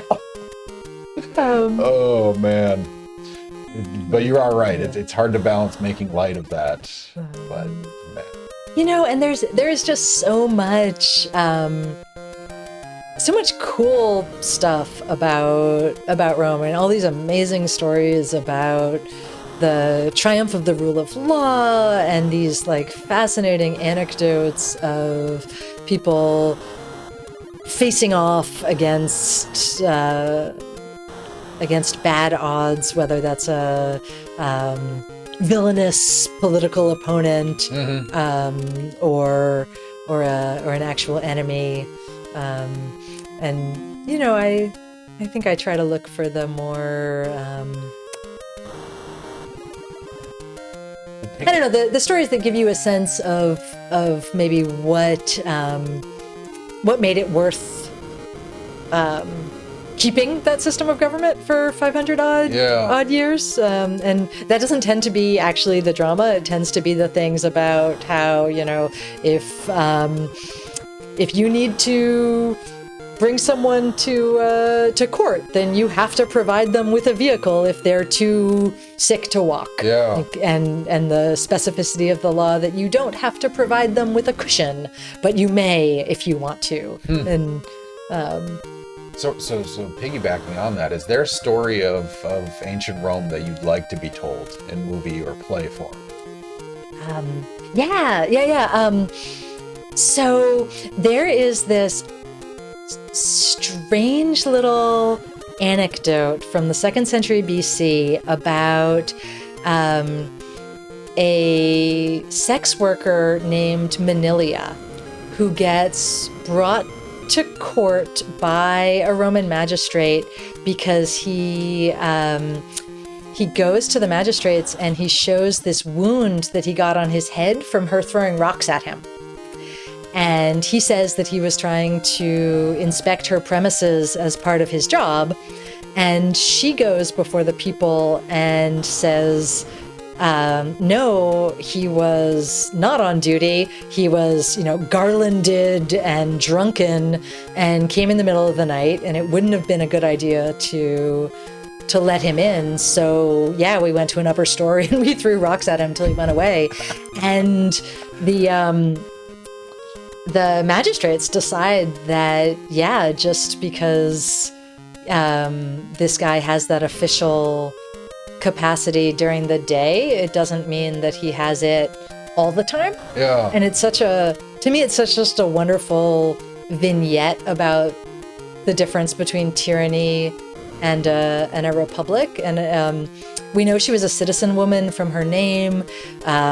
There's some details of the anecdote that give us a little bit, and I think someone could make a really awesome movie. Is that a drama or a comedy? Like, you could frame that a whole lot of ways. Could be a dark comedy, yeah. Right? Like, I don't know. I think you could take it in a lot of different directions. I mean, you could make it one of those really feel-good kind of patriotic, sort of Born 3 type. Yeah. I don't know why that's the analogy. Am I crazy? Did you shoot that one down, or is that? Yeah, I got those two. I think. Oh, did it not show me? I don't know. Did anyone catch? Did it have an animation? I am not paying attention. I don't know. Come on, we got a lot at stake here, ladies and gentlemen. Yeah.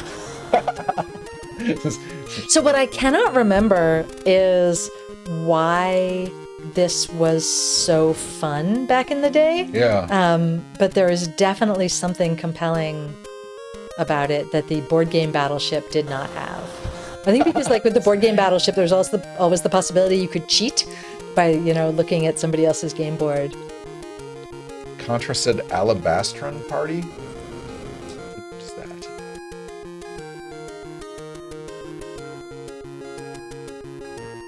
An Alabastron Party is an event that uses alabastra, which are ancient Greek perfume bottles, as a central theme. Is that a thing? Right, yeah.